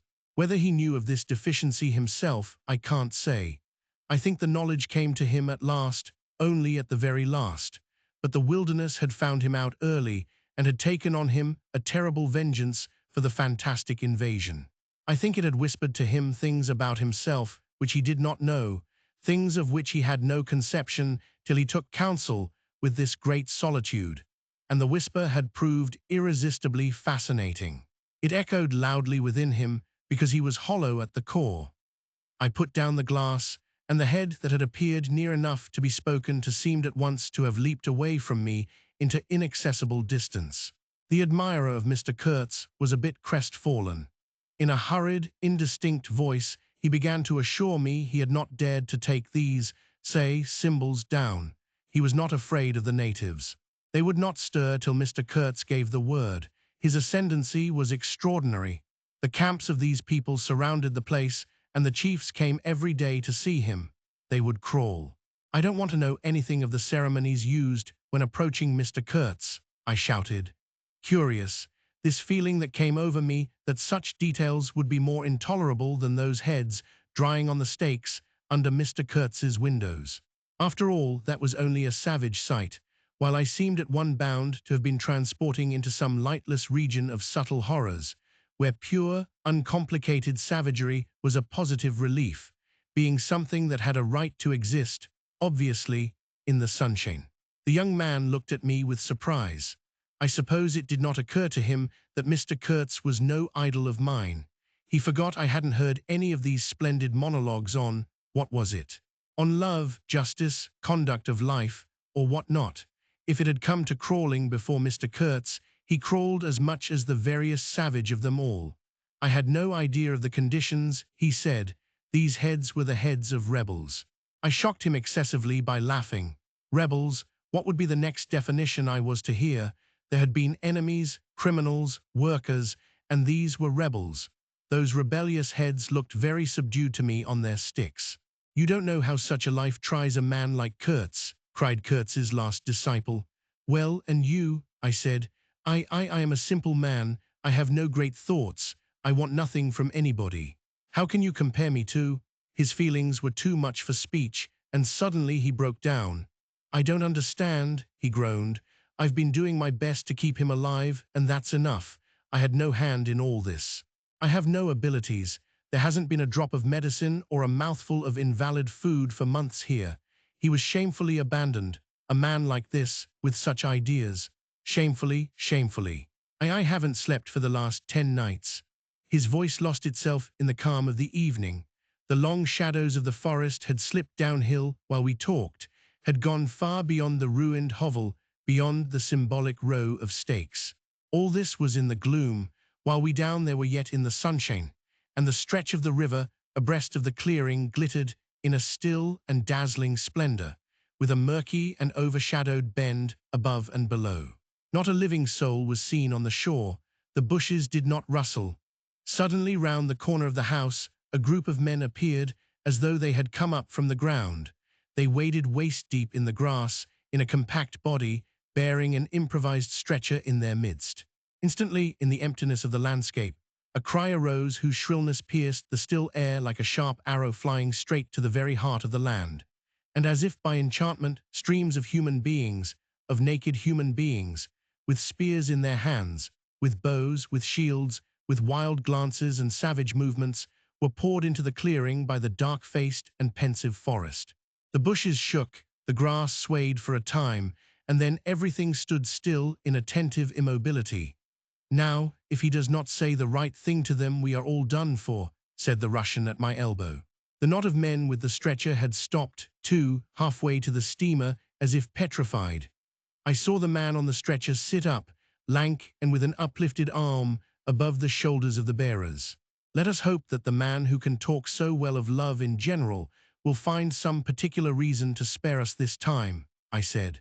I resented bitterly the absurd danger of our situation, as if to be at the mercy of that atrocious phantom had been a dishonoring necessity. I could not hear a sound, but through my glasses I saw the thin arm extended commandingly, the lower jaw moving, the eyes of that apparition shining darkly far in its bony head that nodded with grotesque jerks. Kurtz, that means short in German, don't it? Well, the name was as true as everything else in his life and death. He looked at least 7 feet long. His covering had fallen off, and his body emerged from it pitiful and appalling as from a winding sheet. I could see the cage of his ribs all astir, the bones of his arm waving.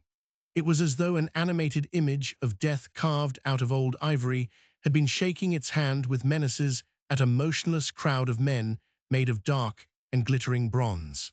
I saw him open his mouth wide. It gave him a weirdly voracious aspect, as though he had wanted to swallow all the air, all the earth, all the men before him. A deep voice reached me faintly. He must have been shouting. He fell back suddenly. The stretcher shook as the bearers staggered forward again, and almost at the same time I noticed that the crowd of savages was vanishing without any perceptible movement of retreat, as if the forest that had ejected these beings so suddenly had drawn them in again, as the breath is drawn in a long aspiration. Some of the pilgrims behind the stretcher carried his arms, 2 shotguns, a heavy rifle, and a light revolver carbine, the thunderbolts of that pitiful Jupiter. The manager bent over him, murmuring as he walked beside his head. They laid him down in one of the little cabins, just a room for a bed place and a camp stool or two, you know. We had brought his belated correspondence, and a lot of torn envelopes and open letters littered his bed. His hand roamed feebly amongst these papers. I was struck by the fire of his eyes and the composed languor of his expression. It was not so much the exhaustion of disease. He did not seem in pain. This shadow looked satiated and calm, as though for the moment it had had its fill of all the emotions. He rustled one of the letters and, looking straight in my face, said, "I am glad." Somebody had been writing to him about me. These special recommendations were turning up again. The volume of tone he emitted without effort, almost without the trouble of moving his lips, amazed me. A voice, a voice. It was grave, profound, vibrating, while the man did not seem capable of a whisper. However, he had enough strength in him, factitious no doubt, to very nearly make an end of us, as you shall hear directly. The manager appeared silently in the doorway. I stepped out at once, and he drew the curtain after me. The Russian, eyed curiously by the pilgrims, was staring at the shore. I followed the direction of his glance. Dark human shapes could be made out in the distance, flitting indistinctly against the gloomy border of the forest, and near the river 2 bronze figures, leaning on tall spears, stood in the sunlight under fantastic headdresses of spotted skins, warlike and still in statuesque repose. And from right to left along the lighted shore moved a wild and gorgeous apparition of a woman. She walked with measured steps, draped in striped and fringed cloths, treading the earth proudly, with a slight jingle and flash of barbarous ornaments. She carried her head high. Her hair was done in the shape of a helmet. She had brass leggings to the knee, brass wire gauntlets to the elbow, a crimson spot on her tawny cheek, innumerable necklaces of glass beads on her neck. Bizarre things, charms, gifts of witchmen that hung about her, glittered and trembled at every step. She must have had the value of several elephant tusks upon her. She was savage and superb, wild-eyed and magnificent. There was something ominous and stately in her deliberate progress. And in the hush that had fallen suddenly upon the whole sorrowful land, the immense wilderness, the colossal body of the fecund and mysterious life seemed to look at her, pensive, as though it had been looking at the image of its own tenebrous and passionate soul. She came abreast of the steamer, stood still, and faced us. Her long shadow fell to the water's edge. Her face had a tragic and fierce aspect of wild sorrow and of dumb pain mingled with the fear of some struggling, half-shaped resolve. She stood looking at us without a stir, and like the wilderness itself, with an air of brooding over an inscrutable purpose. A whole minute passed, and then she made a step forward. There was a low jingle, a glint of yellow metal, a sway of fringed draperies, and she stopped as if her heart had failed her. The young fellow by my side growled. The pilgrims murmured at my back. She looked at us all as if her life had depended upon the unswerving steadiness of her glance. Suddenly, she opened her bared arms and threw them up rigid above her head, as though in an uncontrollable desire to touch the sky, and at the same time, the swift shadows darted out on the earth, swept around on the river, gathering the steamer into a shadowy embrace. A formidable silence hung over the scene. She turned away slowly, walked on, following the bank, and passed into the bushes to the left.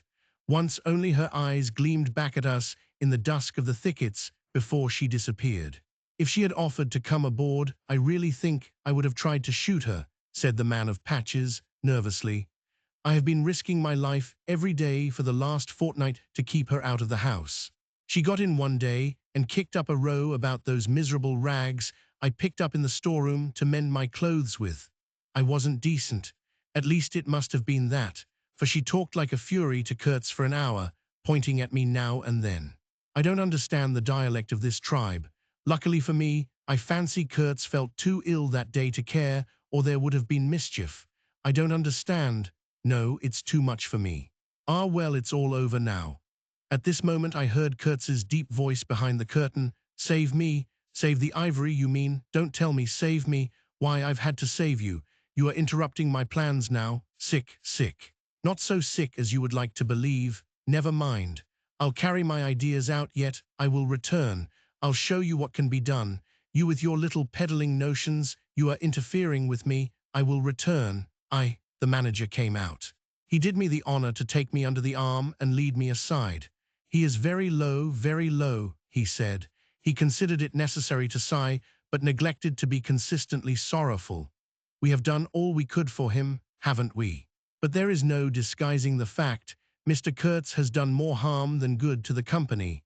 He did not see the time was not ripe for vigorous action. Cautiously, cautiously, that's my principle. We must be cautious yet. The district is closed to us for a time. Deplorable. Upon the whole, the trade will suffer. I don't deny there is a remarkable quantity of ivory, mostly fossil. We must save it at all events, but look how precarious the position is, and why. Because the method is unsound. Do you, said I, looking at the shore, call it unsound method? Without doubt, he exclaimed hotly. Don't you? No method at all, I murmured after a while. Exactly, he exulted. I anticipated this. Shows a complete want of judgment. It is my duty to point it out in the proper quarter.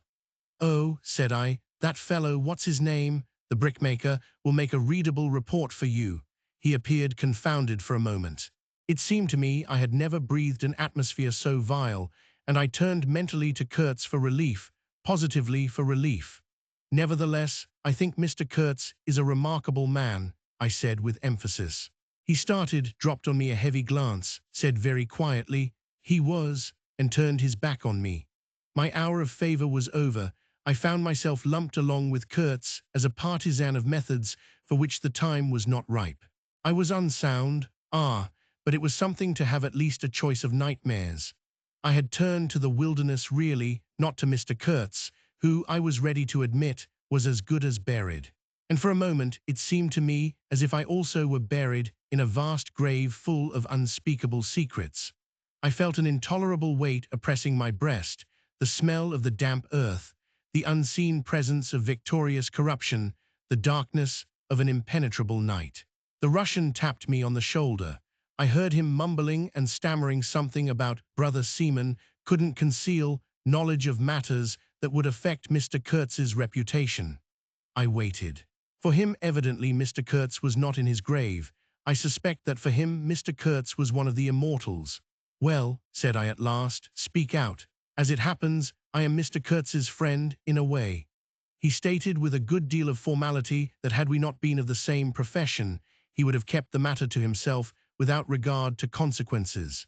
He suspected there was an active ill will towards him on the part of these white men that— "You are right," I said, remembering a certain conversation I had overheard. "The manager thinks you ought to be hanged." He showed a concern at this intelligence which amused me at first. "I had better get out of the way quietly," he said earnestly. "I can do no more for Kurtz now, and they would soon find some excuse. What's to stop them? There's a military post 300 miles from here." "Well, upon my word," said I, "perhaps you had better go if you have any friends amongst the savages nearby." "Plenty," he said. "They are simple people, and I want nothing, you know." He stood biting his lip then. "I don't want any harm to happen to these whites here, but of course I was thinking of Mr. Kurtz's reputation. But you are a brother seaman and—" "All right," said I after a time. "Mr. Kurtz's reputation is safe with me." I did not know how truly I spoke. He informed me, lowering his voice, that it was Kurtz who had ordered the attack to be made on the steamer. He hated sometimes the idea of being taken away, and then again— "But I don't understand these matters. I am a simple man. He thought it would scare you away, that you would give it up, thinking him dead. I could not stop him. Oh, I had an awful time of it this last month." "Very well," I said. "He is all right now." "Yees," he muttered, not very convinced apparently. "Thanks," said I. "I shall keep my eyes open." "But quiet, eh?" he urged anxiously. "It would be awful for his reputation if anybody here—" I promised a complete discretion with great gravity. "I have a canoe and 3 black fellows waiting not very far. I am off. Could you give me a few Martini Henry cartridges?" I could and did with proper secrecy. He helped himself with a wink at me to a handful of my tobacco. Between sailors, you know, good English tobacco.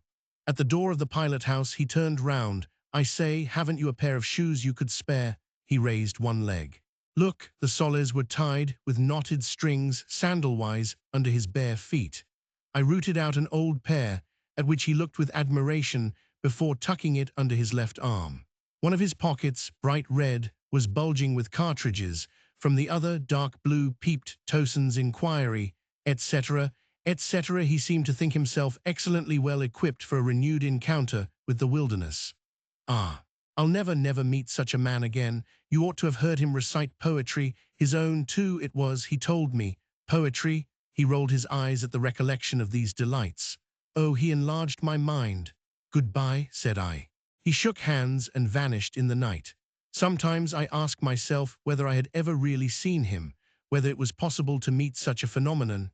When I woke up shortly after midnight, his warning came to my mind with its hint of danger that seemed, in the starred darkness, real enough to make me get up for the purpose of having a look round. On the hill a big fire burned, illuminating fitfully a crooked corner of the station house. One of the agents, with a picket of a few of our blacks, armed for the purpose, was keeping guard over the ivory. But deep within the forest, red gleams that wavered, that seemed to sink and rise from the ground amongst confused columnar shapes of intense blackness, showed the exact position of the camp where Mr. Kurtz's adorers were keeping their uneasy vigil. The monotonous beating of a big drum filled the air with muffled shocks and a lingering vibration. A steady droning sound of many men chanting each to himself some weird incantation came out from the black, flat wall of the woods as the humming of bees comes out of a hive, and had a strange narcotic effect upon my half-awake senses. I believe I dozed off leaning over the rail, till an abrupt burst of yells, an overwhelming outbreak of a pent-up and mysterious frenzy, woke me up in a bewildered wonder. It was cut short all at once, and the low droning went on with an effect of audible and soothing silence. I glanced casually into the little cabin. A light was burning within, but Mr. Kurtz was not there. I think I would have raised an outcry if I had believed my eyes, but I didn't believe them at first. The thing seemed so impossible. The fact is, I was completely unnerved by a sheer blank fright, pure abstract terror. unconnected with any distinct shape of physical danger. What made this emotion so overpowering was, how shall I define it? The moral shock I received, as if something altogether monstrous, intolerable to thought and odious to the soul, had been thrust upon me unexpectedly. This lasted, of course, the merest fraction of a second, and then the usual sense of commonplace, deadly danger, the possibility of a sudden onslaught and massacre, or something of the kind, which I saw impending, was positively welcome and composing. It pacified me, in fact, so much that I did not raise an alarm. There was an agent buttoned up inside an ulster and sleeping on a chair on deck within 3 feet of me. The yells had not awakened him. He snored very slightly. I left him to his slumbers and leaped ashore. I did not betray Mr. Kurtz. It was ordered I should never betray him. It was written I should be loyal to the nightmare of my choice. I was anxious to deal with this shadow by myself alone. And to this day, I don't know why I was so jealous of sharing with anyone the peculiar blackness of that experience. As soon as I got on the bank, I saw a trail, a broad trail through the grass. I remember the exultation with which I said to myself, "He can't walk. He is crawling on all fours. I've got him." The grass was wet with dew. I strode rapidly with clenched fists. I fancy I had some vague notion of falling upon him and giving him a drubbing. I don't know. I had some imbecile thoughts. The knitting old woman with the cat obtruded herself upon my memory as a most improper person to be sitting at the other end of such an affair. I saw a row of pilgrims squirting lead in the air out of Winchesters held to the hip. I thought I would never get back to the steamer and imagined myself living alone and unarmed in the woods to an advanced age. Such silly things, you know. And I remember I confounded the beat of the drum with the beating of my heart and was pleased at its calm regularity. I kept to the track, though then stopped to listen. The night was very clear.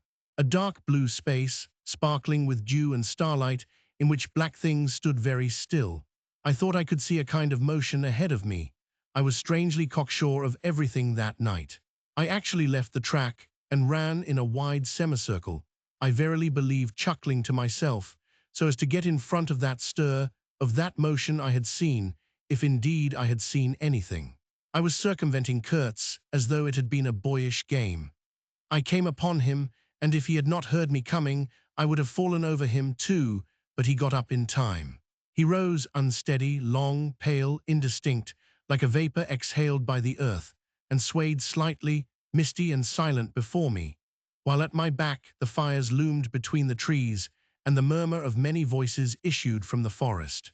I had cut him off cleverly, but when actually confronting him, I seemed to come to my senses.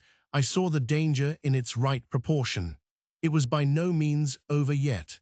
Suppose he began to shout. Though he could hardly stand, there was still plenty of vigor in his voice. "Go away, hide yourself," he said in that profound tone. It was very awful. I glanced back. We were within 30 yards from the nearest fire. A black figure stood up, strode on long black legs, waving long black arms across the glow. It had horns, antelope horns, I think, on its head. Some sorcerer, some witchman, no doubt. It looked fiend-like enough. "Do you know what you are doing?" I whispered. "Perfectly," he answered, raising his voice for that single word. It sounded to me far off and yet loud, like a hail through a speaking trumpet. If he makes a row, we are lost, I thought to myself. This clearly was not a case for fisticuffs, even apart from the very natural aversion I had to beat that shadow, this wandering and tormented thing. "You will be lost," I said, utterly lost. One gets sometimes such a flash of inspiration, you know. I did say the right thing, though indeed he could not have been more irretrievably lost than he was at this very moment, when the foundations of our intimacy were being laid, to endure, even to the end, even beyond. "I had immense plans," he muttered irresolutely. "Yes," said I, "but if you try to shout I'll smash your head with—" There was not a stick or a stone near. "I will throttle you for good," I corrected myself. "I was on the threshold of great things," he pleaded, in a voice of longing, with a wistfulness of tone that made my blood run cold. "And now for this stupid scoundrel. Your success in Europe is assured in any case," I affirmed steadily. I did not want to have the throttling of him, you understand, and indeed it would have been very little use for any practical purpose. I tried to break the spell, the heavy, mute spell of the wilderness that seemed to draw him to its pitiless breast by the awakening of forgotten and brutal instincts, by the memory of gratified and monstrous passions. This alone, I was convinced, had driven him out to the edge of the forest, to the bush, towards the gleam of fires, the throb of drums, the drone of weird incantations. This alone had beguiled his unlawful soul beyond the bounds of permitted aspirations. And don't you see, the terror of the position was not in being knocked on the head, though I had a very lively sense of that danger, too, but in this, that I had to deal with a being to whom I could not appeal in the name of anything high or low. I had, even like the niggers, to invoke him, himself, his own exalted and incredible degradation. There was nothing either above or below him, and I knew it. He had kicked himself loose of the earth. Confound the man. He had kicked the very earth to pieces. He was alone, and I before him did not know whether I stood on the ground or floated in the air. I've been telling you what we said, repeating the phrases we pronounced, but what's the good? They were common everyday words, the familiar, vague sounds exchanged on every waking day of life. But what of that? They had behind them, to my mind, the terrific suggestiveness of words heard in dreams, of phrases spoken in nightmares. Soul, if anybody ever struggled with a soul, I am the man. And I wasn't arguing with a lunatic either. Believe me or not, his intelligence was perfectly clear, concentrated, it is true, upon himself with horrible intensity, yet clear. And therein was my only chance, barring, of course, the killing him there and then, which wasn't so good, on account of unavoidable noise. But his soul was mad. Being alone in the wilderness, it had looked within itself, and by heavens, I tell you, it had gone mad. I had, for my sins, I suppose, to go through the ordeal of looking into it myself. No eloquence could have been so withering to one's belief in mankind as his final burst of sincerity. He struggled with himself too. I saw it, I heard it. I saw the inconceivable mystery of a soul that knew no restraint, no faith, and no fear, yet struggling blindly with itself. I kept my head pretty well, but when I had him at last stretched on the couch, I wiped my forehead, while my legs shook under me as though I had carried half a ton on my back down that hill. And yet I had only supported him, his bony arm clasped round my neck, and he was not much heavier than a child. When next day we left at noon, the crowd, of whose presence behind the curtain of trees I had been acutely conscious all the time, flowed out of the woods again, filled the clearing, covered the slope with a mass of naked, breathing, quivering, bronze bodies. I steamed up a bit, then swung downstream, and 2,000 eyes followed the evolutions of the splashing, thumping, fierce river demon, beating the water with its terrible tail and breathing black smoke into the air. In front of the first rank, along the river, 3 men, plastered with bright red earth from head to foot, strutted to and fro restlessly. When we came abreast again, they faced the river, stamped their feet, nodded their horned heads, swayed their scarlet bodies. They shook towards the fierce river demon, a bunch of black feathers, a mangy skin with a pendant tail, something that looked a dried gourd. They shouted periodically together strings of amazing words that resembled no sounds of human language. And the deep murmurs of the crowd, interrupted suddenly, were like the responses of some satanic litany. We had carried Kurtz into the pilot house. There was more air there. Lying on the couch, he stared through the open shutter. There was an eddy in the mass of human bodies, and the woman with helmeted head and tawny cheeks rushed out to the very brink of the stream. She put out her hands, shouted something, and all that wild mob took up the shout in a roaring chorus of articulated, rapid, breathless utterance. "Do you understand this?" I asked. He kept on looking out past me with fiery, longing eyes, with a mingled expression of wistfulness and hate. He made no answer, but I saw a smile of indefinable meaning, appear on his colorless lips that a moment after twitched convulsively. "Do I not?" he said slowly, gasping, as if the words had been torn out of him by a supernatural power.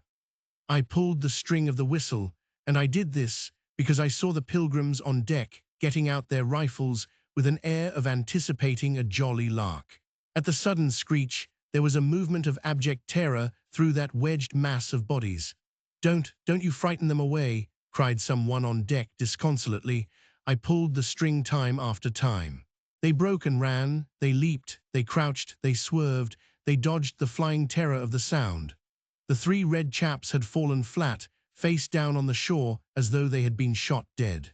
Only the barbarous and superb woman did not so much as flinch, and stretched tragically her bare arms after us over the sombre and glittering river. And then that imbecile crowd down on the deck started their little fun, and I could see nothing more for smoke. The brown current ran swiftly out of the heart of darkness, bearing us down towards the sea with twice the speed of our upward progress. And Kurtz's life was running swiftly, too, ebbing out of his heart into the sea of inexorable time. The manager was very placid. He had no vital anxieties now. He took us both in with a comprehensive and satisfied glance. The affair had come off as well as could be wished. I saw the time approaching when I would be left alone of the party of unsound method. The pilgrims looked upon me with disfavor. I was, so to speak, numbered with the dead.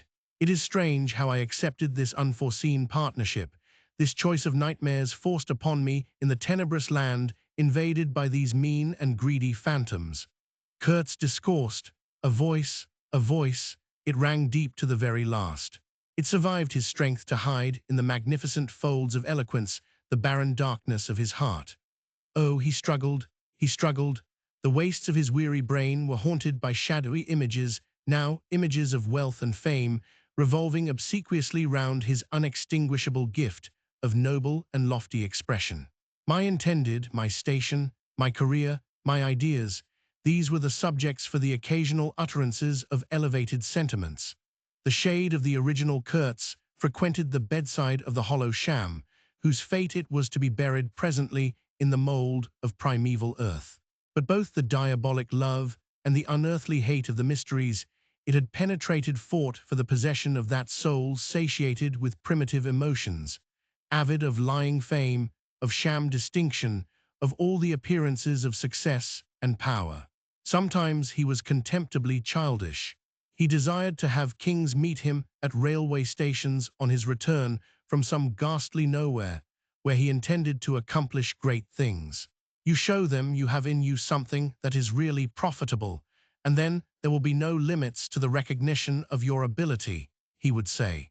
Of course you must take care of the motives, right motives always. The long reaches that were like one and the same reach, monotonous bends that were exactly alike, slipped past the steamer with their multitude of secular trees looking patiently after this grimy fragment of another world, the forerunner of change, of conquest, of trade, of massacres, of blessings. I looked ahead piloting. "Close the shutter," said Kurtz suddenly one day. "I can't bear to look at this." I did so. There was a silence. "Oh, but I will wring your heart yet," he cried at the invisible wilderness. We broke down, as I had expected, and had to lie up for repairs at the head of an island. This delay was the first thing that shook Kurtz's confidence.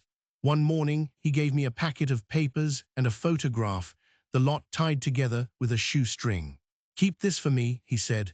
"This noxious fool," meaning the manager, "is capable of prying into my boxes when I am not looking." In the afternoon I saw him. He was lying on his back with closed eyes, and I withdrew quietly, but I heard him mutter, "Live rightly, die." I listened. There was nothing more. Was he rehearsing some speech in his sleep, or was it a fragment of a phrase from some newspaper article? He had been writing for the papers, and meant to do so again, for the furthering of my ideas. It's a duty. His was an impenetrable darkness. I looked at him as you peer down at a man who is lying at the bottom of a precipice where the sun never shines. But I had not much time to give him, because I was helping the engine driver to take to pieces the leaky cylinders, to straighten a bent connecting rod, and in other such matters. I lived in an infernal mess of rust, filings, nuts, bolts, spanners, hammers, ratchet drills, things I abominate because I don't get on with them. I tended the little forge we fortunately had aboard. I toiled wearily in a wretched scrap heap, unless I had the shakes too bad to stand. One evening coming in with a candle, I was startled to hear him say a little tremulously, "I am lying here in the dark waiting for death." The light was within a foot of his eyes. I forced myself to murmur, "Oh, nonsense," and stood over him as if transfixed. Anything approaching the change that came over his features I have never seen before and hope never to see again. Oh, I wasn't touched. I was fascinated. It was as though a veil had been rent. I saw on that ivory face the expression of somber pride, of ruthless power, of craven terror, of an intense and hopeless despair. Did he live his life again in every detail of desire, temptation, and surrender during that supreme moment of complete knowledge? He cried in a whisper at some image, at some vision. He cried out twice, a cry that was no more than a breath. The horror, the horror. I blew the candle out and left the cabin. The pilgrims were dining in the mess room, and I took my place opposite the manager, who lifted his eyes to give me a questioning glance, which I successfully ignored. He leaned back, serene, with that peculiar smile of his sealing the unexpressed depths of his meanness. A continuous shower of small flies streamed upon the lamp, upon the cloth, upon our hands and faces. Suddenly, the manager's boy put his insolent black head in the doorway and said, in a tone of scathing contempt, "Mr. Kurtz, he dead." All the pilgrims rushed out to see. I remained and went on with my dinner. I believe I was considered brutally callous. However, I did not eat much. There was a lamp in there, light, don't you know, and outside it was so beastly dark. I went no more near the remarkable man who had pronounced a judgment upon the adventures of his soul on this earth. The voice was gone. What else had been there? But I am of course aware that next day the pilgrims buried something in a muddy hole, and then they very nearly buried me. However, as you see, I did not go to join Kurtz there and then. I did not. I remained to dream the nightmare out to the end, and to show my loyalty to Kurtz once more. Destiny. My destiny, droll thing life is, that mysterious arrangement of merciless logic for a futile purpose. The most you can hope from it is some knowledge of yourself that comes too late, a crop of unextinguishable regrets. I have wrestled with death. It is the most unexciting contest you can imagine.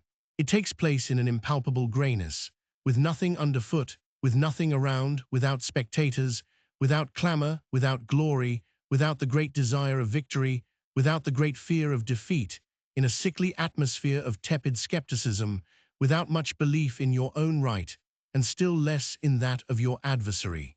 If such is the form of ultimate wisdom, then life is a greater riddle than some of us think it to be. I was within a hair's breadth of the last opportunity for pronouncement, and I found with humiliation that probably I would have nothing to say. This is the reason why I affirm that Kurtz was a remarkable man. He had something to say, he said it.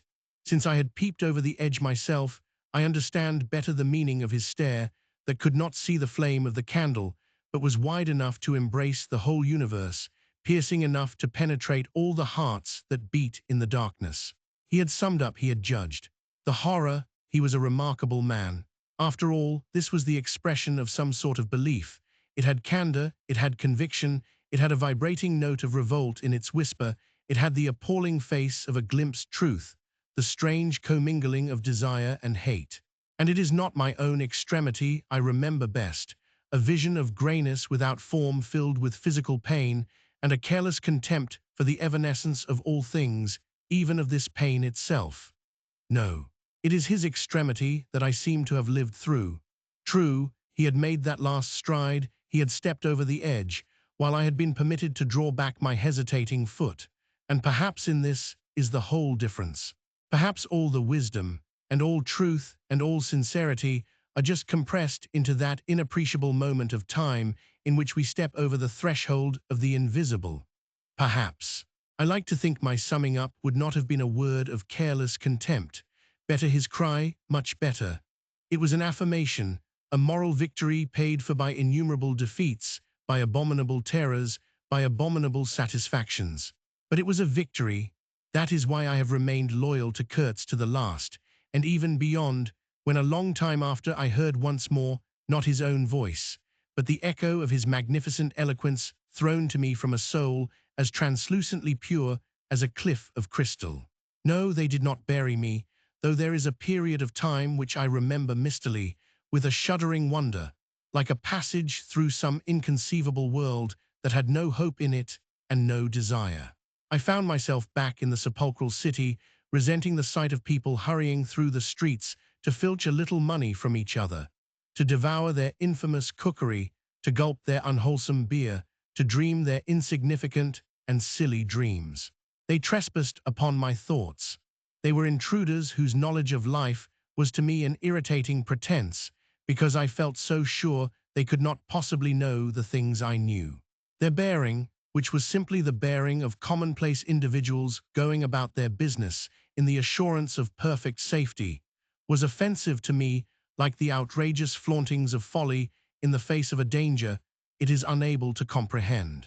I had no particular desire to enlighten them, but I had some difficulty in restraining myself from laughing in their faces so full of stupid importance. I dare say I was not very well at that time. I tottered about the streets. There were various affairs to settle, grinning bitterly at perfectly respectable persons. I admit my behavior was inexcusable, but then my temperature was seldom normal in these days. My dear aunt's endeavors to nurse up my strength seemed altogether beside the mark. It was not my strength that wanted nursing, it was my imagination that wanted soothing. I kept the bundle of papers given me by Kurtz, not knowing exactly what to do with it. His mother had died lately, watched over, as I was told, by his intended. A clean-shaved man, with an official manner and wearing gold-rimmed spectacles, called on me one day and made inquiries, at first circuitous, afterwards suavely pressing, about what he was pleased to denominate certain documents. I was not surprised, because I had had 2 rows with the manager on the subject out there. I had refused to give up the smallest scrap out of that package, and I took the same attitude with the spectacled man. He became darkly menacing at last, and with much heat argued that the company had the right to every bit of information about its territories.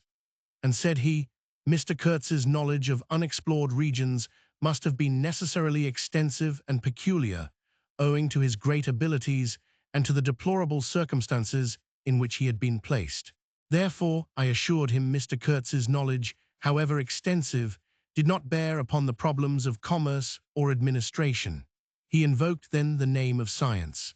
It would be an incalculable loss if, etc., etc. I offered him the report on the suppression of savage customs, with the postscriptum torn off. He took it up eagerly, but ended by sniffing at it with an air of contempt. "This is not what we had a right to expect," he remarked. "Expect nothing else," I said. "There are only private letters."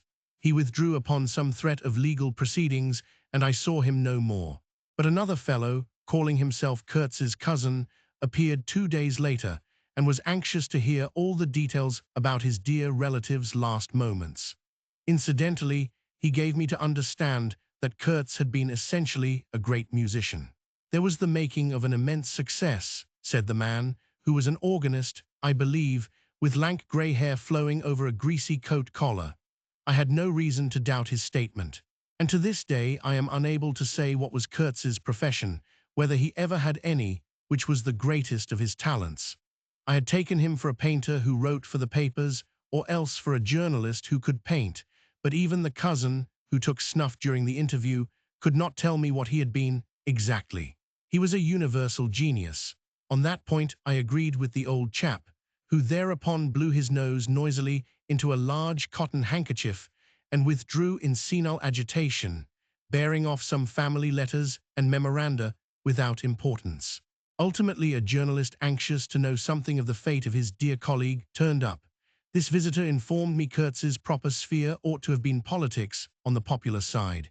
He had furry, straight eyebrows, bristly hair cropped short, an eyeglass on a broad ribbon, and becoming expansive, confessed his opinion that Kurtz really couldn't write a bit. But heavens, how that man could talk! He electrified large meetings. He had faith, don't you see? He had the faith. He could get himself to believe anything. He would have been a splendid leader of an extreme party. "What party?" I asked. "Any party," answered the other. "He was an extremist." Did I not think so? I assented. Did I know, he asked, with a sudden flash of curiosity, what it was that had induced him to go out there? "Yes," said I, and forthwith handed him the famous report for publication, if he thought fit. He glanced through it hurriedly, mumbling all the time, judged it would do, and took himself off with this plunder. Thus I was left at last with a slim packet of letters and the girl's portrait. She struck me as beautiful. I mean, she had a beautiful expression. I know that the sunlight can be made to lie too, yet one felt that no manipulation of light and pose could have conveyed the delicate shade of truthfulness upon those features. She seemed ready to listen without mental reservation, without suspicion, without a thought for herself. I concluded I would go and give her back her portrait and those letters myself. Curiosity, yes, and also some other feeling perhaps. All that had been Kurtz's had passed out of my hands. His soul, his body, his station, his plans, his ivory, his career. There remained only his memory and his intended, and I wanted to give that up too, to the past, in a way to surrender personally all that remained of him with me to that oblivion, which is the last word of our common fate. I don't defend myself. I had no clear perception of what it was I really wanted. Perhaps it was an impulse of unconscious loyalty or the fulfillment of one of those ironic necessities that lurk in the facts of human existence. I don't know, I can't tell, but I went. I thought his memory was like the other memories of the dead that accumulate in every man's life, a vague impress on the brain of shadows that had fallen on it in their swift and final passage. But before the high and ponderous door, between the tall houses of a street as still and decorous as a well-kept alley in a cemetery, I had a vision of him on the stretcher, opening his mouth voraciously, as if to devour all the earth with all its mankind.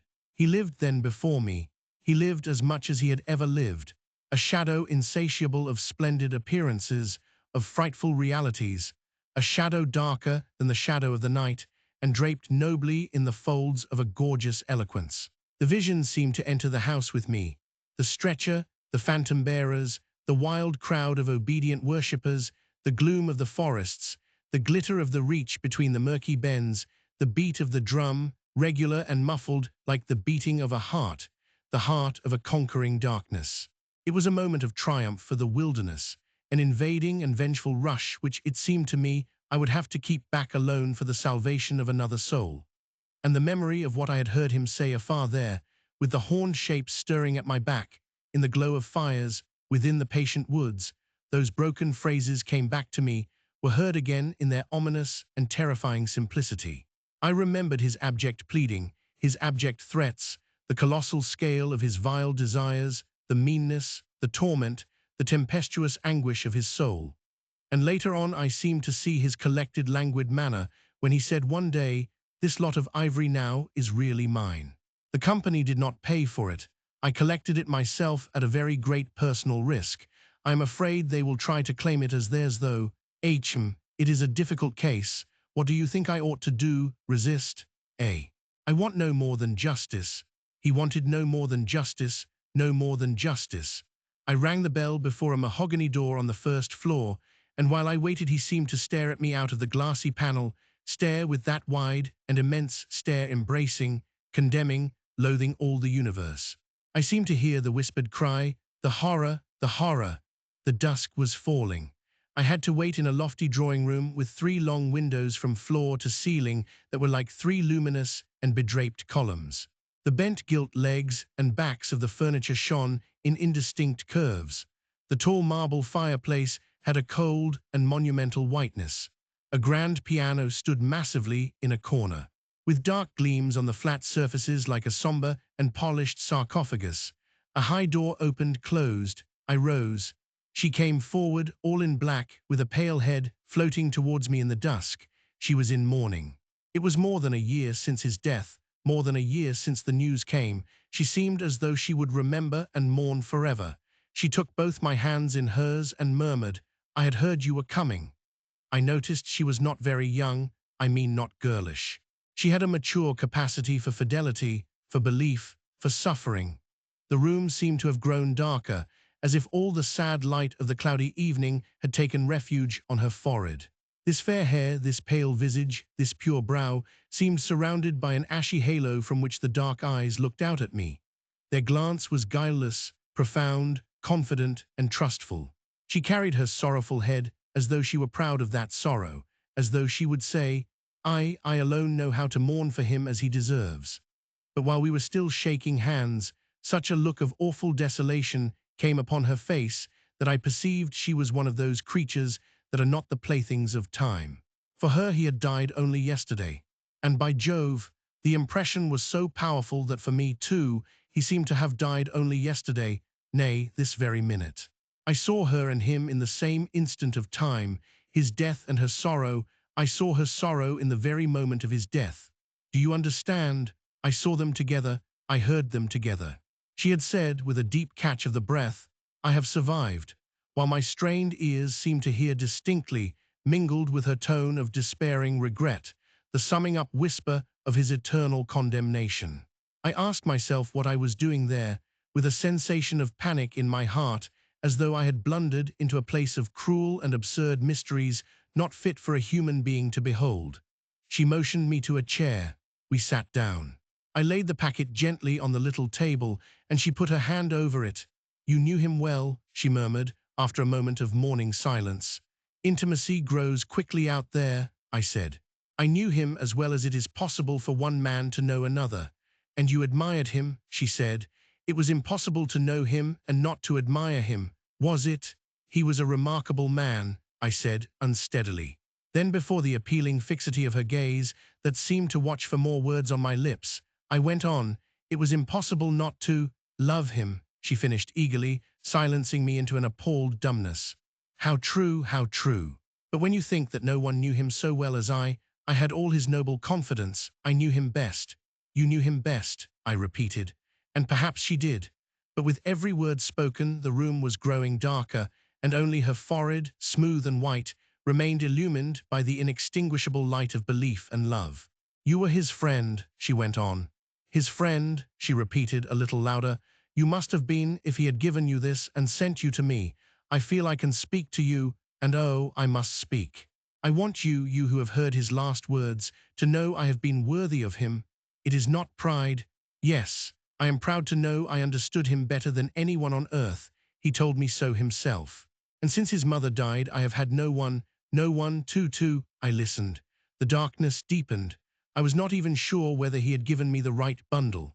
I rather suspect he wanted me to take care of another batch of his papers, which, after his death, I saw the manager examining under the lamp. And the girl talked, easing her pain in the certitude of my sympathy.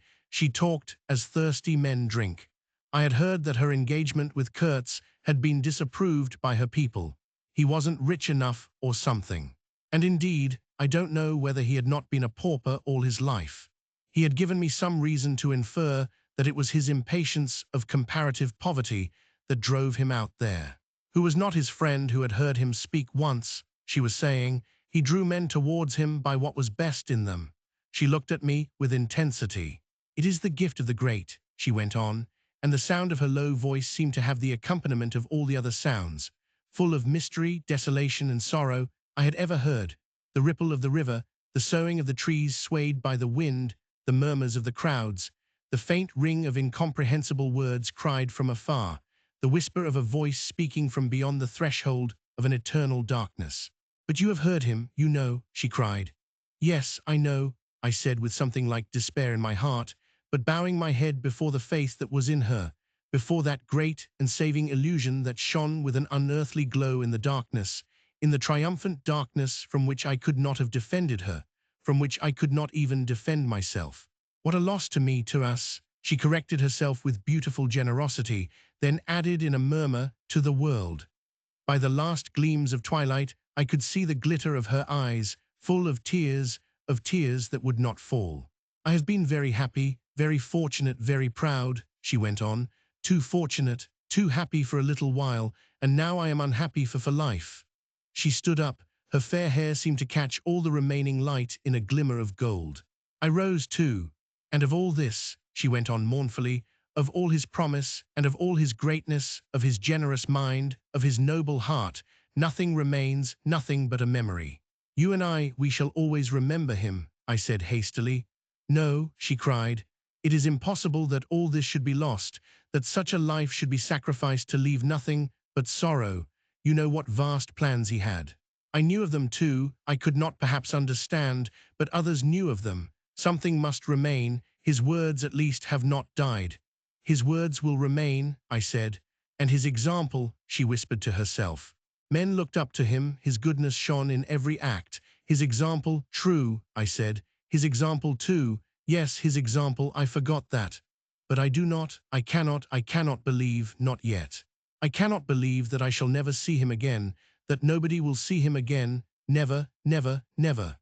She put out her arms as if after a retreating figure, stretching them back and with clasped pale hands across the fading and narrow sheen of the window. Never see him. I saw him clearly enough then.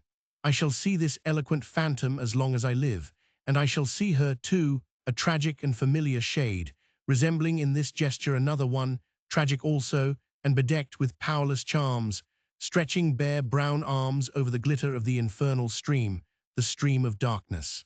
She said suddenly, very low, he died as he lived. His end, said I, with dull anger stirring in me, was in every way worthy of his life. And I was not with him, she murmured. My anger subsided before a feeling of infinite pity. Everything that could be done, I mumbled. Ah, but I believed in him more than anyone on earth, more than his own mother, more than himself. He needed me.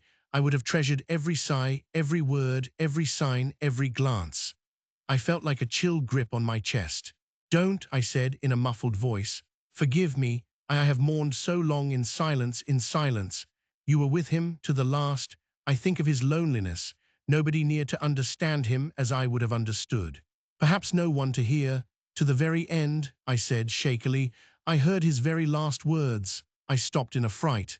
Repeat them, she murmured in a heartbroken tone. I want something to live with. I was on the point of crying at her. Don't you hear them? The dusk was repeating them in a persistent whisper all around us, in a whisper that seemed to swell menacingly like the first whisper of a rising wind. The horror, the horrors. His last word to live with, she insisted. Don't you understand? I loved him, I loved him, I loved him. I pulled myself together and spoke slowly. The last word he pronounced was your name. I heard a light sigh, and then my heart stood still, stopped dead short by an exulting and terrible cry, by the cry of inconceivable triumph and of unspeakable pain. I knew it, I was sure. She knew, she was sure. I heard her weeping. She had hidden her face in her hands. It seemed to me that the house would collapse before I could escape, that the heavens would fall upon my head, but nothing happened. The heavens do not fall for such a trifle. Would they have fallen, I wonder, if I had rendered Kurtz that justice which was his due? Hadn't he said he wanted only justice? But I could not tell her. It would have been too dark altogether. Marlow ceased and sat apart, indistinct and silent, in the pose of a meditating Buddha. Nobody moved for a time. We have lost the first of the ebb, said the director suddenly. I raised my head.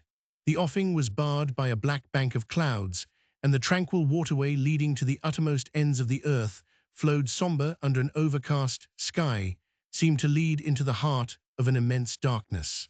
Thank you for listening. If you enjoyed this story, don't forget to follow the reading lantern and let its light guide you to your next great tale.